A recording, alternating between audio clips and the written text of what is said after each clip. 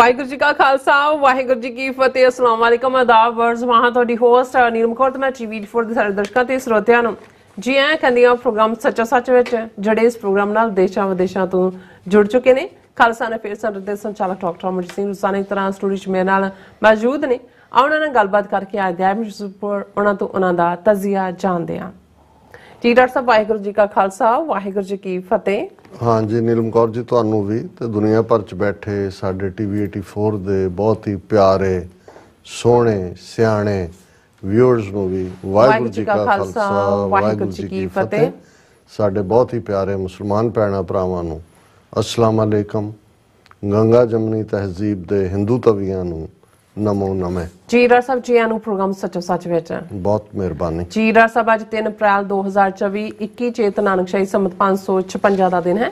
Doctor साहब programme शुरू करने तो पहला ਅਸੀਂ ਦਰਸ਼ਕਾਂ ਤੇ ਸਰੋਤਿਆਂ ਨੂੰ ਹਮੇਸ਼ਾ ਤਰ੍ਹਾਂ ਦੱਸਿਆ ਵਿਊਅਰਸ ਜੇ ਤੁਸੀਂ ਹੱਕ ਸੱਚ ਇਨਸਾਫ ਤੇ ਪੈਰਾ ਦਿੰਦਾ ਇੱਕੋ ਇੱਕ ਚੈਨਲ ਟੀਵੀ ਫੋਰ ਨੂੰ ਦੇਖਣਾ ਚਾਹੁੰਦੇ ਹੋ ਤਾਂ ਤੁਸੀਂ ਦੇਖ ਸਕਦੇ ਸਪੈਕਟਰਮ ਕੇਬਲ ਆਰਸ਼ਨ ਕੇਬਲ ਪਪਨਮ ਕੈਨੇਡਾ roku ਜਾਦੂ ਬਾਕਸ ਸ਼ਾਵਾ ਫੇਸਬੁੱਕ ਟੀਵੀ ਫੋਰ ਦੀ ਐਪ ਰਾਹੀਂ online streaming and IP box ਤੇ ਤੁਸੀਂ ਟੀਵੀ ਫੋਰ ਨੂੰ ਦੇਖ ਸਕਦੇ ਹੋ। ਵਿਊਅਰਸ ਜੇ ਤੁਸੀਂ ਟੀਵੀ ਫੋਰ ਨਾਲ ਪ੍ਰੋਗਰਾਮ ਸੱਚੋ ਸੱਚ ਨਾਲ ਫੇਸਬੁੱਕ ਰਾਹੀਂ ਜੁੜੇ ਹੋ ਤਾਂ ਇਸ ਨੂੰ ਵੱਧ ਤੋਂ ਵੱਧ ਲਾਈਕ ਕਰੋ ਤੇ ਸ਼ੇਅਰ ਕਰੋ ਅਤੇ ਨਾਲ ਹੀ YouTube ਤੇ ਸਬਸਕ੍ਰਾਈਬ ਵੀ ਕਰੋ। ਇਹ ਵੀ ਦੱਸ ਦਿਓ ਕਿ ਤੁਸੀਂ ਟੀਵੀ 84 ਦੀ ਐਪ ਨੂੰ ਐਂਡਰੋਇਡ ਐਂਡ ਐਪ ਸਟੋਰ ਤੇ ਡਾਊਨਲੋਡ ਕਰਕੇ ਜੋ ਟੀਵੀ 84 ਦੀ ਲਾਈਵ ਸਟ੍ਰੀਮ ਹੈ ਇਸ ਨੂੰ ਤੁਸੀਂ 24 ਆਵਰਸ ਦੇਖ ਸਕਦੇ ਹੋ। ਸੋ ਵਿਊਅਰਸ ਪ੍ਰੋਗਰਾਮ ਦੀ ਸ਼ੁਰੂਆਤ ਕਰਾਂਗੇ ਹਮੇਸ਼ਾ ਤਰ੍ਹਾਂ ਦੀ ਸਪਾਂਸਰਸ਼ਿਪ ਦੇ ਨਾਲ ਕਿ ਅੱਜ ਦੇ ਪ੍ਰੋਗਰਾਮ ਸੱਚੋ ਸੱਚ ਨੂੰ ਸਪਾਂਸਰ ਕੀਤਾ ਗਿਆ ਹੈ ਟੋਰਾਂਟੋ ਤੋਂ ਵੀਰ ਸਿਮਰਨਦੀਪ ਸਿੰਘ ਜੀ ਵੱਲੋਂ। ਸੋ ਇਹਨਾਂ ਨੇ ਬੀਜੇਪੀ ਦੇ ਹਵਾਲੇ ਨਾਲ ਸਵਾਲ ਕੀਤਾ ਹੈ ਕਿ ਹੁਣ ਬੀਜੇਪੀ ਪੰਜਾਬ ਤੇ ਸਿੱਧਾ ਕਬਜ਼ਾ ਕਰਨ ਦੀ ਰਣਨੀਤੀ ਤੇ ਕੰਮ ਕਰ ਰਹੀ ਹੈ। ਇਹ ਚੋਣਾਂ ਨਹੀਂ ਸਗੋਂ 2027 ਵਿੱਚ ਆਪਣੇ ਅਸਲੀ ਰੂਹ ਵਿੱਚ ਆਵੇਗੀ। ਹੁਣ ਉਹ ਇੱਕ ਟੈਸਟਿੰਗ ਫੇਜ਼ ਵਿੱਚ ਹਨ ਅਤੇ ਤਜਰਬਾ ਕਰਨਗੇ। ਪੰਜਾਬ ਪੱਖੀ ਧਿਰਾਂ ਦਾ ਮੰਨਫੀ ਹੋਣਾ ਕਾਫੀ ਖਤਰਨਾਕ ਸਿੱਧ ਹੋਵੇਗਾ। ਲੱਗਦਾ ਹੈ ਕਿ ਹੁਣ ਬੀਜੇਪੀ ਹਰ ਤਰੀਕਾ ਵਰਤੇਗੀ ਪੰਜਾਬ ਨੂੰ ਕਾਬੂ ਕਰਨ ਦਾ। ਤੁਸੀਂ ਇਸ ਬਾਰੇ ਕਹਿੰਦੇ ਨੇ ਕੀ ਸੋਚਦੇ ਹੋ? ਸਾਡੀ ਸਪਾਂਸਰਸ਼ਿਪ ਲਈ ਵੀਰ ਸਿਮਰਨਦੀਪ ਸਿੰਘ ਜੀ ਦਾ ਤਹਿ ਦਿਲ ਤੋਂ ਧੰਨਵਾਦ ਕਰਦੇ ਹਾਂ ਔਰ ਤੁਹਾਨੂੰ ਵੀ ਅਪੀਲ ਤੇ ਬੇਨਤੀ ਕਰਦੇ ਹਾਂ ਕਿ ਤੁਸੀਂ ਪ੍ਰੋਗਰਾਮ ਸੱਚੋ ਸੱਚ ਨੂੰ ਵੱਧ ਤੋਂ ਵੱਧ ਸਪਾਂਸਰ ਕਰੋ। ਸਪਾਂਸਰਸ਼ਿਪ ਲਈ ਤੁਸੀਂ ਸਾਨੂੰ ਕਾਲ ਕਰ ਸਕਦੇ ਹੋ ਸਾਡੇ ਫੋਨ ਨੰਬਰ ਤੇ 5166619984 ਸੇਮ ਨੰਬਰ ਤੇ WhatsApp ਕਰ ਸਕਦੇ ਹੋ। ਤੁਸੀਂ ਸਾਨੂੰ ਈਮੇਲ ਵੀ ਕਰ ਸਕਦੇ ਹੋ info@tv4.tv ਤੇ। ਸੋ ਵਿਊਅਰਸ ਪਹਿਲੇ ਸੈਗਮੈਂਟ ਵਿੱਚ ਆਪਾਂ ਗੱਲਬਾਤ ਕਰਨ ਜਾ ਰਹੇ ਹਾਂ ਭਾਰਤ ਦੇ ਹਵਾਲੇ ਨਾਲ ਕਿ ਭਾਰਤ ਦੇ ਹਿੰਦੂ ਤਵੀ ਹਾਕਮ ਅਤੇ ਉਹਨਾਂ ਦੇ ਦੁਮਸ਼ੱਲੇ ਹਕੀਕਤ ਨੂੰ ਅੱਖਾਂ ਮੀਟ ਕੇ ਕਿਸੇ ਫਰਜ਼ੀ ਦੁਨੀਆ ਵਿੱਚ ਰਹਿੰਦੇ ਨੇ।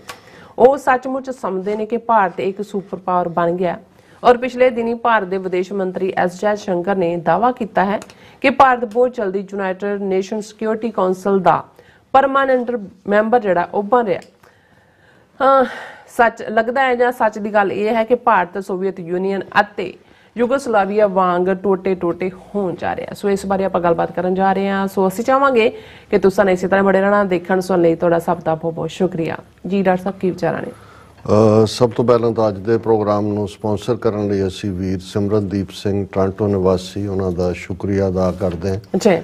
ਜਿਹੜਾ ਮੁੱਦਾ ਉਹਨਾਂ ਨੇ ਚੁੱਕਿਆ ਅਸਲ ਦੇ ਵਿੱਚ ਸਮੁੱਚੇ ਪੰਥਕ ਹਲਕਿਆਂ 'ਚ ਇਸ ਦੇ ਉੱਤੇ ਚਰਚਾ ਹੋ ਰਹੀ ਹੈ ਔਰ ਈਵਨ ਅੱਜ ਦੀ ਆਵਾਜ਼ ਪ੍ਰੋਗਰਾਮ ਜਿਹੜਾ ਬੁੱਧਵਾਰ ਸਾਡਾ ਲਗਭਗ 1 ਘੰਟੇ ਦਾ ਟਾਕ ਸ਼ੋ ਹੁੰਦਾ ਹੈ ਉਸ ਦੇ ਵਿੱਚ ਵੀ ਇਹ ਸਵਾਲ ਆਇਆ ਕਿ ਇਸ ਵੇਲੇ ਜੋ ਇਲੈਕਸ਼ਨ ਸਿਨੇਰੀਓ ਬਣਿਆ ਹੈ ਭਾਰਤ ਭਰ ਦੇ ਵਿੱਚ ਤਾਂ ਜੋ ਚੱਲ ਰਿਹਾ ਉਹ ਇੱਕ ਵੱਖਰਾ ਵਿਸ਼ਾ ਹੈ ਕਿ ਉਹਦੇ 'ਚ ਏਜੰਸੀਆਂ ਕੀ ਖੇਡ ਖੇਡ ਰਹੀਆਂ ਲੇਕਿਨ ਪੰਜਾਬ ਦੇ ਵਿੱਚ ਇਹ ਕਾਫੀ ਜਿਹੜਾ ਉਹ ਸਿੱਖ ਮਾਰੂ ਲਾਈਨ ਨੂੰ ਲੈ ਕੇ ਜਾਂ ਪੰਥਕ ਪਲੇਟਫਾਰਮ ਤਾਂ ਪਿਛਲੀਆਂ ਅਸੈਂਬਲੀ ਚੋਣਾਂ ਵੇਲੇ ਹੀ ਕਿਉਂਕਿ ਇਹਦੇ 'ਚ ਕੋਈ ਦੋ ਰਾਵਾਂ ਨਹੀਂ ਨੇ ਭਾਵੇਂ ਬਾਦਲ ਕੋੜਮੇ ਨੇ ਅਕਾਲੀ ਦਲ ਨੂੰ ਬਹੁਤ ਥੱਲੇ ਲਿਆ ਸੁੱਟਿਆ ਔਰ ਜਿਹੜਾ ਅਕਾਲੀ ਦਲ ਇੱਕ ਉਸ ਭਾਰਤ ਦੀ ਸਭ ਤੋਂ ਪੁਰਾਣੀ ਪਾਰਟੀ ਔਰ ਇਹਦੇ 'ਚ ਕੋਈ ਸ਼ੱਕ ਨਹੀਂ ਹੈ ਕਿ ਜੇ ਲਗਾਤਾਰ 100 ਸਾਲ ਉਸ ਧਰਤੀ ਤੇ ਕਿਸੇ ਪਾਰਟੀ ਨੇ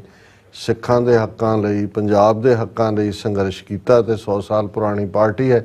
ਇਹ ਵੱਖਰੀ ਕਹਾਣੀ ਹੈ ਕਿ 1996 ਤੱਕ ਪਹੁੰਚਦੇ ਆ ਜਦੋਂ ਬਾਦਲ ਨੇ ਇਸ ਨੂੰ ਪੰਜਾਬੀ ਪਾਰਟੀ ਦਾ ਨਾਂ ਦੇ ਕੇ ਕੌਮੀ ਮੁੱਦਿਆਂ ਤੋਂ ਸਿੱਖੀ ਮਸਲਿਆਂ ਤੋਂ ਅਨੰਦਪੁਰ ਸਾਹਿਬ ਦੇ ਮਤੇ ਤੋਂ ਜਾਂ ਪੰਜਾਬ ਦੇ ਪਹਿਰੇਦਾਰ ਬਣਨ ਨਾਲੋਂ ਪਤਨੀ ਕਹਿ ਕੇ ਆਪਣੇ ਆਪ ਨੂੰ ਬੀਜੇਪੀ ਦੇ ਅੱਗੇ ਆਪਣਾ ਆਪਾ ਨਿਢਾਲ ਕਰਕੇ ਸੁੱਟ ਦਿੱਤਾ ਹੈ ਤੇ ਇਹਨਾਂ ਲਗਭਗ 25 ਸਾਲਾਂ ਦੇ ਵਿੱਚ ਫਿਰ ਇਸ ਪਾਰਟੀ ਦੀ ਜਿਹੜੀ ਆਪਣੇ ਬਲਬੂਤੇ ਦੇ ਉੱਤੇ ਐਮਰਜੈਂਸੀ ਦੇ ਖਿਲਾਫ ਵੀ ਮੋਰਚਾ ਲਾਉਣ ਦੀ ਹਿੰਮਤ ਰੱਖਦੀ ਸੀ, ਜਿਸ ਪਾਰਟੀ ਨੇ 47 ਤੋਂ ਬਾਅਦ ਸੰਘਰਸ਼ ਕਰਕੇ ਪੰਜਾਬੀ ਸੂਬਾ ਬਣਵਾਇਆ, ਜਿਸ ਨੇ 1920 ਚ ਬ੍ਰਿਟਿਸ਼ ਸਾਮਰਾਜ ਨੂੰ ਝੁਕਣ ਤੇ ਮਜਬੂਰ ਕੀਤਾ ਕਿ ਉਹਨਾਂ ਨੇ ਆਪਣੇ ਜਿਹੜੇ ਉਹਨਾਂ ਦੇ ਦੁਮਛੱਲੇ ਮਹੰਤ ਸੀ ਉਹਨਾਂ ਤੋਂ ਗੁਰਦੁਆਰੇ ਉਹਨਾਂ ਨੂੰ ਖੋਹਣੇ ਪਏ ਔਰ ਗੁਰਦੁਆਰਾ ਐਕਟ ਹੋਣ ਦੇ ਵਿੱਚ ਆਇਆ। ਉਹਦੀ ਹਾਲਤ ਇਹ ਹੋ ਗਈ ਕਿ ਉਸ ਪੰਜਾਬ 'ਚ ਜਿੱਥੇ 5 ਵਾਰ ਅਕਾਲੀ ਦਲ ਨੇ 1966 'ਚ ਪੰਜਾਬੀ ਸੂਬਾ ਬਣਨ ਤੋਂ ਬਾਅਦ ਹਕੂਮਤ ਕੀਤੀ, ਉਹਦੇ ਕੋਲ 117 ਮੈਂਬਰੀ ਅਸੈਂਬਲੀ ਦੇ ਵਿੱਚ ਸਿਰਫ 3 ਸੀਟਾਂ ਰਹਿ ਗਈਆਂ। ਔਰ ਜੇ ਤੁਸੀਂ RSS ਔਰ ਉਸ ਦੀ ਆਊਟਫਿਟ BJP ਦੀ ਵਰਕਿੰਗ ਦੀ ਲਾਈਨ ਦੇਖੋ ਤਾਂ ਉਸ ਨੇ ਜਿਹੜਾ ਉਹ ਐਮਬਰੇਸ ਦੇ ਨਾਲ ਜੱਫੀ ਪਾ ਕੇ ਕਿਵੇਂ ਖੇਤਰੀ ਪਾਰਟੀਆਂ ਨੂੰ ਆਲਮੋਸਟ ਉਹਨਾਂ ਦਾ ਖਾਤਮਾ ਕੀਤਾ ਹੈ ਜਾਂ ਇੰਨਾ ਤੋੜ ਦਿੱਤਾ ਹੈ ਕਿ ਉਹ ਬਿਲਕੁਲ ਜਿਹੜੀਆਂ ਨੇ ਕਿਸੇ ਕੰਮ ਦੀਆਂ ਨਹੀਂ ਰਹੀਆਂ। ਜੋ ਹਾਲ ਅਸੀਂ ਦੇਖਦੇ ਹਾਂ ਕਿ ਬਹੁਜਨ ਸਮਾਜ ਪਾਰਟੀ ਦਾ UP ਦੇ ਵਿੱਚ ਹੈ, ਜੋ ਨਤੀਸ਼ ਕੁਮਾਰ ਦੀ ਪਾਰਟੀ ਦਾ ਬਿਹਾਰ ਦੇ ਵਿੱਚ ਹੈ, ਜੋ ਸ਼ਿਵ ਸੈਨਾ ਦਾ ਹਾਲ ਮਹਾਰਾਸ਼ਟਰ ਦੇ ਵਿੱਚ ਕੀਤਾ ਹੈ, ਔਰ ਇਹੀ ਕੁਝ ਬੀਜੂ ਪਟਨਾਇਕ ਦੀ ਪਾਰਟੀ ਨਾਲ ਹੋਣ ਜਾ ਰਿਹਾ ਸੀ। ਲੇਕਿਨ ਉਹਨੇ ਆਪਣਾ ਇੱਕ ਡਿਸਟੈਂਸ ਵੀ ਰੱਖਿਆ ਹੋਇਆ ਔਰ ਇੱਕ ਵੱਖਰੀ ਪਾਰਟ ਹੈ। ਹਾਲਾਂਕਿ ਇਹ ਸਾਰੀਆਂ ਹੀ ਧਿਰਾਂ ਜਾਂ ਪਾਰਟੀਆਂ ਸਟੇਟ ਦੇ ਵਿੱਚ ਪਾਵਰ ਦੀਆਂ ਦਾਅਵੇਦਾਰ ਰਹੀਆਂ ਨੇ, ਪਰ ਅਕਾਲੀ ਦਲ ਤਾਂ ਸਿੱਖ ਕੌਮ ਦੇ ਜਿਹੜੇ ਜਜ਼ਬਾਤਾਂ ਦੀ ਤਰਜਮਾਨੀ ਨਹੀਂ, ਪੰਜਾਬ ਦੇ ਹੱਕਾਂ ਦੇ ਲਈ ਚਟਾਨ ਵਾਂਗ ਖਲੋਣ ਵਾਲੀ ਪਾਰਟੀ। ਔਰ ਇਹਨੂੰ ਕਿਵੇਂ ਕਿਸ ਕਦਰ ਰੋਲ ਦਿੱਤਾ ਹੈ ਕਿ ਹੁਣ ਜਦੋਂ ਤੱਕ ਫਾਰਮਰ ਐਜੀਟੇਸ਼ਨ ਪੰਜਾਬ 'ਚ ਹੁੰਦੀ ਹੈ ਔਰ ਅਕਾਲੀਆਂ ਨੇ ਇੱਕ ਦੋਸਤਾਨਾ ਤੌਰ ਤਰੀਕੇ ਦੇ ਨਾਲ ਹੀ ਸੀ ਜੀ ਕਿ ਅਸੀਂ ਹਕੂਮਤ ਚੋਂ ਵਿਦਡਰਾ ਕਰ ਰਹੇ ਹਾਂ, ਬੀਬੀ ਹਰਸਿਮਰਤ ਕੌਰ ਨੇ ਅਸਤੀਫਾ ਦਿੱਤਾ ਔਰ ਉਹਨਾਂ ਨੂੰ ਸੀ ਕਿ ਜੀ ਇਹ ਜਿਵੇਂ ਅਸੀਂ ਝੂਠ ਮੂਠ ਦੀ ਖੇਡ ਖੇਡ ਰਹੇ ਹੁੰਦੇ ਹਾਂ ਕਿ ਵੀ ਵਾਪਸ ਤਾਂ ਦੋਨਾਂ ਦਾ ਬੇਸ ਜਿਹੜਾ ਹੈ ਉਹ ਪਾਵਰ ਦੇ ਲਈ ਹੈ। ਲੇਕਿਨ ਇਹਨਾਂ ਨੇ ਤਾਂ ਆਪਣੇ ਪਾਵਰ ਦੇ ਲਈ ਰਾਜ ਕਰਨ ਦੇ ਨਾਂ ਥੱਲੇ ਜਾਂ ਆਪਣੇ ਕੋੜਮੇ ਨੂੰ ਮਜ਼ਬੂਤ ਕਰਨ ਦੇ ਲਈ ਬਾਦਲਾਂ ਨੇ ਪਾਰਟੀ ਦੇ ਸਿਧਾਂਤਾਂ ਨੂੰ, ਸਿੱਖੀ ਵੈਲਿਊਜ਼ ਨੂੰ, ਪੰਜਾਬ ਦੇ ਹੱਕਾਂ ਨੂੰ ਸਭ ਨੂੰ ਤਲਾਂਜਲੀ ਦਿੱਤੀ। ਪਰ BJP ਤਾਂ ਵੈਲ ਰੂਟਡ ਹੈ RSS ਦੇ ਨਾਲ। RSS ਫਾਈਨਲੀ ਉਹਨਾਂ ਦਾ ਏਜੰਡਾ ਹਿੰਦੂਤਵਾ ਦਾ, ਉਸ ਦੇ ਉੱਤੇ ਉਹਨਾਂ ਨੇ ਜਿਵੇਂ ਆਪਣਾ ਸਾਰੀ ਉਹ ਬਿਸਾਤ ਵਿਛਾਈ ਹੋਈ ਹੈ। ਉਹਨਾਂ ਨੇ ਜਦੋਂ ਦੇਖਿਆ ਕਿ ਬਈ ਹੁਣ ਉਹ ਆਪਣੇ ਬਲਬੂਤੇ ਦੇ ਉੱਤੇ ਇਹ ਸਿੱਖਾਂ ਦੇ ਸੂਬੇ ਦੇ ਅੰਦਰ ਪੂਰੀ ਤਰ੍ਹਾਂ ਘੁਸਪੈਠ ਤਾਂ ਉਹਨਾਂ ਨੇ ਇਹਨਾਂ ਰਾਹੀਂ ਕਰਵਾਈ ਜਾਂ ਕੀਤੀ, ਬਾਦਲਾਂ ਰਾਹੀਂ ਆਪਣਾ ਜਿਹੜਾ ਮਜ਼ਬੂਤ ਜੱਫਾ ਬਣਾ ਸਕਦੇ ਨੇ, ਤੇ ਉਹਨਾਂ ਨੇ ਫਿਰ ਇਹਨਾਂ ਨੂੰ ਐਸਾ ਠੁੱਡਾ ਮਾਰਿਆ ਕਿ ਇਹ ਤਰਲੇ ਕਰਨ ਦੇ ਬਾਵਜੂਦ ਈਵਨ ਹੁਣ ਦੀਆਂ ਪਾਰਲੀਮਾਨੀ ਚੋਣਾਂ ਦੇ ਵਿੱਚ BJP ਨੇ ਇਹਨਾਂ ਨੂੰ ਮੂੰਹ ਨਹੀਂ ਲਾਇਆ ਹੈ ਔਰ ਆਪਣੇ 13 ਸੀਟਾਂ ਦੇ ਉੱਤੇ ਹੀ ਕੈਂਡੀਡੇਟ ਖੜੇ ਕਰਨ ਦੀ ਲਾਈਨ ਲਈ। ਔਰ ਕੋਈ ਕੈਂਡੀਡੇਟ ਵੀ ਕੋਈ ਛੋਟੇ ਸਟੇਚਰ ਵਾਲੇ ਨਹੀਂ। ਅਸੀਂ ਦੇਖਦੇ ਹਾਂ ਕਿ ਕਿਵੇਂ ਤਰਨਜੀਤ ਸਿੰਘ ਸੰਧੂ ਜਿਹੜਾ ਟਰਾਂਸਨੈਸ਼ਨਲ ਰਿਪਰੈਸ਼ਨ ਦੇ ਲਈ ਬਰਾਬਰ ਦਾ ਜ਼ਿੰਮੇਵਾਰ ਹੈ, ਅਮਰੀਕਾ ਦੇ ਵਿੱਚ ਐਂਬੈਸਡਰ ਸੀ, ਉਹਨੂੰ ਕਿਵੇਂ ਉਹਦੀ ਰਿਟਾਇਰਮੈਂਟ ਦੇ ਮਹੀਨੇ ਦੇ ਵਿੱਚ BJP ਜੁਆਇਨ ਕਰਵਾ ਕੇ ਅੰਮ੍ਰਿਤਸਰ ਤੋਂ ਉਹਨੂੰ ਪਾਰਲੀਮੈਂਟਰੀ ਟਿਕਟ ਦਿੱਤੀ ਹੈ। ਫਿਰ ਅਸੀਂ ਦੇਖਦੇ ਹਾਂ ਕਿ ਕਿਵੇਂ ਕੁਛ ਅਰਸਾ ਪਹਿਲਾਂ ਜਿਹੜੇ ਕੈਪਟਨ ਅਮਰਿੰਦਰ ਸਿੰਘ BJP 'ਚ ਗਿਆ, ਉਹਦੀ ਘਰ ਵਾਲੀ ਪਰਨੀਤ ਕੌਰ ਅਜੇ ਪਿਛਲੇ ਦਿਨਾਂ 'ਚ ਉਹਨੇ ਜੁਆਇਨ ਕੀਤੀ BJP, ਉਹਨੂੰ BJP ਨੇ ਪਟਿਆਲੇ ਤੋਂ ਆਪਣਾ ਕੈਂਡੀਡੇਟ ਐਲਾਨੇ। ਔਰ ਅਕਾਲੀਆਂ ਦਾ ਕਿਸੇ ਵੇਲੇ ਇੱਕ ਵੱਡਾ ਗੁੰਡਾ ਮਿਨਿਸਟਰ ਸਿਕੰਦਰ ਸਿੰਘ ਮਲੂਕਾ ਜਿਹੜਾ ਬੜੀ ਵੱਡੀ ਜਿਹੜਾ ਮਾਲਵੇ ਦੇ ਵਿੱਚ ਪਾਵਰ ਰੱਖਦਾ ਸੀ, ਹੁਣ ਅੱਜ ਦੀ ਖਬਰ ਹੀ ਹੈ ਕਿ ਉਸ ਦੀ ਨੂੰਹ ਜਿਹੜੀ IAS ਅਫਸਰ ਹੈ ਉਸ ਨੇ ਰਿਜ਼ਾਈਨ ਕੀਤਾ IAS ਤੋਂ ਔਰ BJP ਉਹਨੂੰ ਬਠਿੰਡੇ ਤੋਂ, ਜਿੱਥੇ ਕਿ ਹਰਸਿਮਰਤ ਕੌਰ ਬਾਦਲ ਅਕਾਲੀਆਂ ਦੀ ਕੈਂਡੀਡੇਟ ਜਿੱਤੀ ਹੋਈ ਹੈ, ਉਸ ਦੇ ਬਰਾਬਰ ਉਹਨੂੰ ਲਿਆ ਕੇ ਖੜਾ ਕੀਤਾ। ਇਸੇ ਤਰ੍ਹਾਂ ਜਿਹੜੇ ਕਾਂਗਰਸ ਦਾ MP ਸਿਟਿੰਗ ਲੁਧਿਆਣੇ ਤੋਂ ਰਵਨੀਤ ਬਿੱਟੂ ਬੁੱਚੜ ਬੇਅੰਤੇ ਦਾ ਪੋਤਾ, ਉਸ ਨੂੰ BJP ਜੁਆਇਨ ਕਰਵਾ ਕੇ ਲੁਧਿਆਣੇ ਤੋਂ ਉਹਨੂੰ BJP ਦੀ ਸੀਟ ਤੇ ਖੜਾ ਕੀਤਾ। ਇੱਕੋ ਇੱਕ ਪੰਜਾਬ 'ਚ ਆਮ ਆਦਮੀ ਪਾਰਟੀ ਦਾ MP ਜਿਹੜਾ ਬਾਈ ਇਲੈਕਸ਼ਨ ਦੇ ਵਿੱਚ ਜਿਤਾਇਆ ਗਿਆ, ਆਮ ਆਦਮੀ ਪਾਰਟੀ ਨੇ ਆਪਣਾ ਸਰਕਾਰੀ ਅਸਰ ਰਸੂਖ ਵੀ ਵਰਤ ਕੇ, ਰਿੰਕੂ, ਉਹ ਵੀ BJP ਉਹਨੇ ਜੁਆਇਨ ਕੀਤੀ, ਉਹਨੂੰ ਉਹਨਾਂ ਨੇ ਜਲੰਧਰ ਤੋਂ ਕੈਂਡੀਡੇਟ ਐਲਾਨੇ। ਹੁਣ ਜਦੋਂ ਤੁਸੀਂ ਇਹ ਸਾਰਾ ਦੇਖਦੇ ਹੋ, ਉਹਨਾਂ ਦਾ ਇਹ ਠੀਕ ਕਿਹਾ ਵੀ ਸਿਮਰਨਦੀਪ ਸਿੰਘ ਹੋਰਾਂ ਨੇ ਕਿ ਇਹ ਬੇਸ਼ੱਕ ਉਹਨਾਂ ਦਾ ਉਹ ਸੀਟਾਂ 2 ਕੱਢਦੇ ਨੇ ਕਿ 3 ਕੱਢਦੇ ਨੇ, ਪਹਿਲੇ ਅਰੇਂਜਮੈਂਟਸ ਵੀ ਅਕਾਲੀ ਉਹਨਾਂ ਲਈ 3 ਸੀਟਾਂ ਛੱਡਦੇ ਸੀ, ਪਰ ਹੁਣ ਤਾਂ ਆਲਰੇਡੀ ਉਹਨਾਂ ਨੇ ਸਾਰੀਆਂ ਸੀਟਾਂ ਤੇ ਕਰਨਾ। ਔਰ ਪਿਛਲੀਆਂ ਅਸੈਂਬਲੀ ਚੋਣਾਂ ਵੇਲੇ BJP ਦੀ ਵੋਟ ਪਰਸੈਂਟੇਜ ਪੰਜਾਬ ਦੇ ਵਿੱਚ ਸਿਰਫ 6.5% ਸੀ, ਹੁਣ ਉਹਨਾਂ ਦਾ ਪਹਿਲਾ ਹੱਲਾ ਤੇ ਇਹ ਹੈ ਵੀ ਉਹਨਾਂ ਨੇ ਵੱਡੇ ਹੁਣ ਇਹ ਗੱਲ ਮੁੱਕ ਗਈ ਕਿ ਬੀਜੇਪੀ ਕੋਈ ਅਨਟਚੇਬਲ ਜਾਂ ਅਛੂਤ ਪਾਰਟੀ ਨਹੀਂ ਹੈ। ਵੱਡੇ ਸਿੱਖ ਚਿਹਰੇ ਔਰ ਅਕਾਲੀਆਂ ਚੋਂ ਹੋਰ ਕਿਨੇ ਜਾਣੇ ਨੇੜੇ ਜੇ ਆ ਕੇ ਇਹ ਹੋਰ ਵੀ ਨਜ਼ਰ ਆਏਗਾ। ਕੁਝ ਦੂਜੇ ਦੇਖ ਰਹੇ ਨੇ ਕਾਂਗਰਸ ਦੇ ਜਿਨ੍ਹਾਂ ਨੂੰ ਟਿਕਟ ਨਾ ਮਿਲੀ ਕਾਂਗਰਸ ਦੀ, ਕਿਉਂਕਿ ਸਿਟਿੰਗ ਪਾਰਲੀਮੈਂਟ ਦੇ ਵਿੱਚ ਜਿਹੜਾ ਆਲਰੇਡੀ ਕਾਂਗਰਸ ਦੀਆਂ ਹੀ ਜ਼ਿਆਦਾ ਸੀਟਾਂ ਨੇ, ਸ਼ਾਇਦ 8 ਜਾਂ 9 ਕਾਂਗਰਸ ਦੇ ਨੇ ਔਰ ਇੱਕ ਸਰ ਸਿਮਰਨਜੀਤ ਸਿੰਘ ਮਾਨ ਨੇ ਔਰ 2 ਬੀਜੇਪੀ ਦੇ ਨੇ ਜਾਂ 2 ਇਹਨਾਂ ਦੇ ਅਕਾਲੀਆਂ ਦੇ ਨੇ, 2-4 ਉਹਨਾਂ ਦੀਆਂ ਸ਼ਾਇਦ 7 ਨੇ ਕਾਂਗਰਸ ਦੀਆਂ। ਸੋ ਆਲਰੇਡੀ ਕਾਂਗਰਸ ਦਾ ਰਵਨੀਤ ਬਿੱਟੂ ਜਿਹੜਾ ਉਹ ਬੀਜੇਪੀ 'ਚ ਚਲਾ ਗਿਆ ਔਰ ਬਾਕੀਆਂ ਦਾ ਕੀ ਹਾਲ ਹੋਏਗਾ ਜਿਹਨੂੰ ਟਿਕਟ ਨਾ ਮਿਲੀ ਉਹਦੇ ਬਰਾਬਰ ਉਹ ਲਿਆ ਕੇ ਖੜਾ ਕਰਨਗੇ। ਔਰ ਇਸੇ ਤਰ੍ਹਾਂ ਉਹਨਾਂ ਨੇ ਦਿੱਲੀ ਤੋਂ ਪੱਟ ਕੇ ਉਹਨੂੰ ਹੰਸਰਾਜ ਹੰਸ ਨੂੰ ਬੀਜੇਪੀ ਨੇ ਫਰੀਦਕੋਟ ਤੋਂ ਜਿਹੜੀ ਰਿਜ਼ਰਵ ਸੀਟ ਹੈ ਉੱਥੋਂ ਖੜਾ ਕੀਤਾ ਲਿਆ ਕੇ, ਜਿੱਥੇ ਮੁਹੰਮਦ ਸਦੀਕ ਜਿਹੜਾ ਕਾਂਗਰਸ ਦਾ ਸਿਟਿੰਗ ਹੈ। ਮਤਲਬ ਇੱਕ ਪਾਸੇ ਪੰਜਾਬ ਨੂੰ ਉਸ ਕਿਸਮ ਦਾ ਹੀ ਜਿਹੜਾ ਉਹ ਗਾਉਣ ਵਜਾਉਣ ਵਾਲਿਆਂ ਦਾ ਹੀ ਸੂਬਾ ਬਣਾ ਕੇ ਧਰ ਦਿੱਤਾ ਹੈ। ਚੀਫ ਮਿਨਿਸਟਰ ਵੈਸੇ ਹੀ ਉਸ ਕਿਸਮ ਦੀ ਨਸਲ ਦਾ ਹੈ। ਸੋ ਇਹ ਸਭ ਦੇ ਚਲਦਿਆਂ ਜਿਹੜਾ ਇਹਨਾਂ ਦਾ ਕੰਸਰਨ ਹੈ ਕਿ ਭਾਈ, ਔਰ ਇਹ ਜਿਵੇਂ ਮੈਂ ਕਿਹਾ ਵੀ ਪੰਥਕ ਹਲਕਿਆਂ ਦੇ ਵਿੱਚ ਵੀ ਇਹ ਆ ਰਿਹਾ ਕਿ ਵੀ ਇਹ ਠੀਕ ਹੈ ਕਿ ਅਕਾਲੀਆਂ ਨੇ ਜਿਹੜਾ ਉਹ ਇਸ ਵੇਲੇ ਸਿਧਾਂਤਕ ਪੋਜੀਸ਼ਨ ਲੈਣ ਦੀ ਕੋਸ਼ਿਸ਼ ਕੀਤੀ ਹੈ ਕਿ ਜੀ ਅਸੀਂ ਜਿਹੜਾ ਉਹ ਸਿਧਾਂਤਾਂ ਕਰਕੇ ਸਮਝੌਤਾ ਨਹੀਂ ਕੀਤਾ। ਔਰ ਇੱਕ ਉਹਨਾਂ ਨੇ ਲੰਬੀ ਚੌੜੀ ਕਮੇਟੀ ਵੀ ਬਣਾ ਦਿੱਤੀ ਹੈ, ਮੈਮੋਰੈਂਡਮ ਕਮੇਟੀ ਉਹਨੂੰ ਕਿਹਾ ਕਿ ਜੀ ਇਹ ਆਉਣ ਵਾਲੀਆਂ ਚੋਣਾਂ 'ਚ ਮੈਮੋਰੈਂਡਮ ਕੀ ਦੇ ਜਿਹੜਾ ਇਲੈਕਸ਼ਨ ਮੈਨੀਫੈਸਟੋ ਜਿਹਨੂੰ ਕਹਿੰਦੇ ਨੇ ਕਿ ਚੋਣ ਮਨੋਰਥ ਪੱਤਰ, ਇਹ ਉਹਦਾ ਠੀਕ ਪੰਜਾਬੀ ਹੈ ਕਿ ਉਹਦੇ 'ਚ ਕੀ ਹੋਏਗਾ।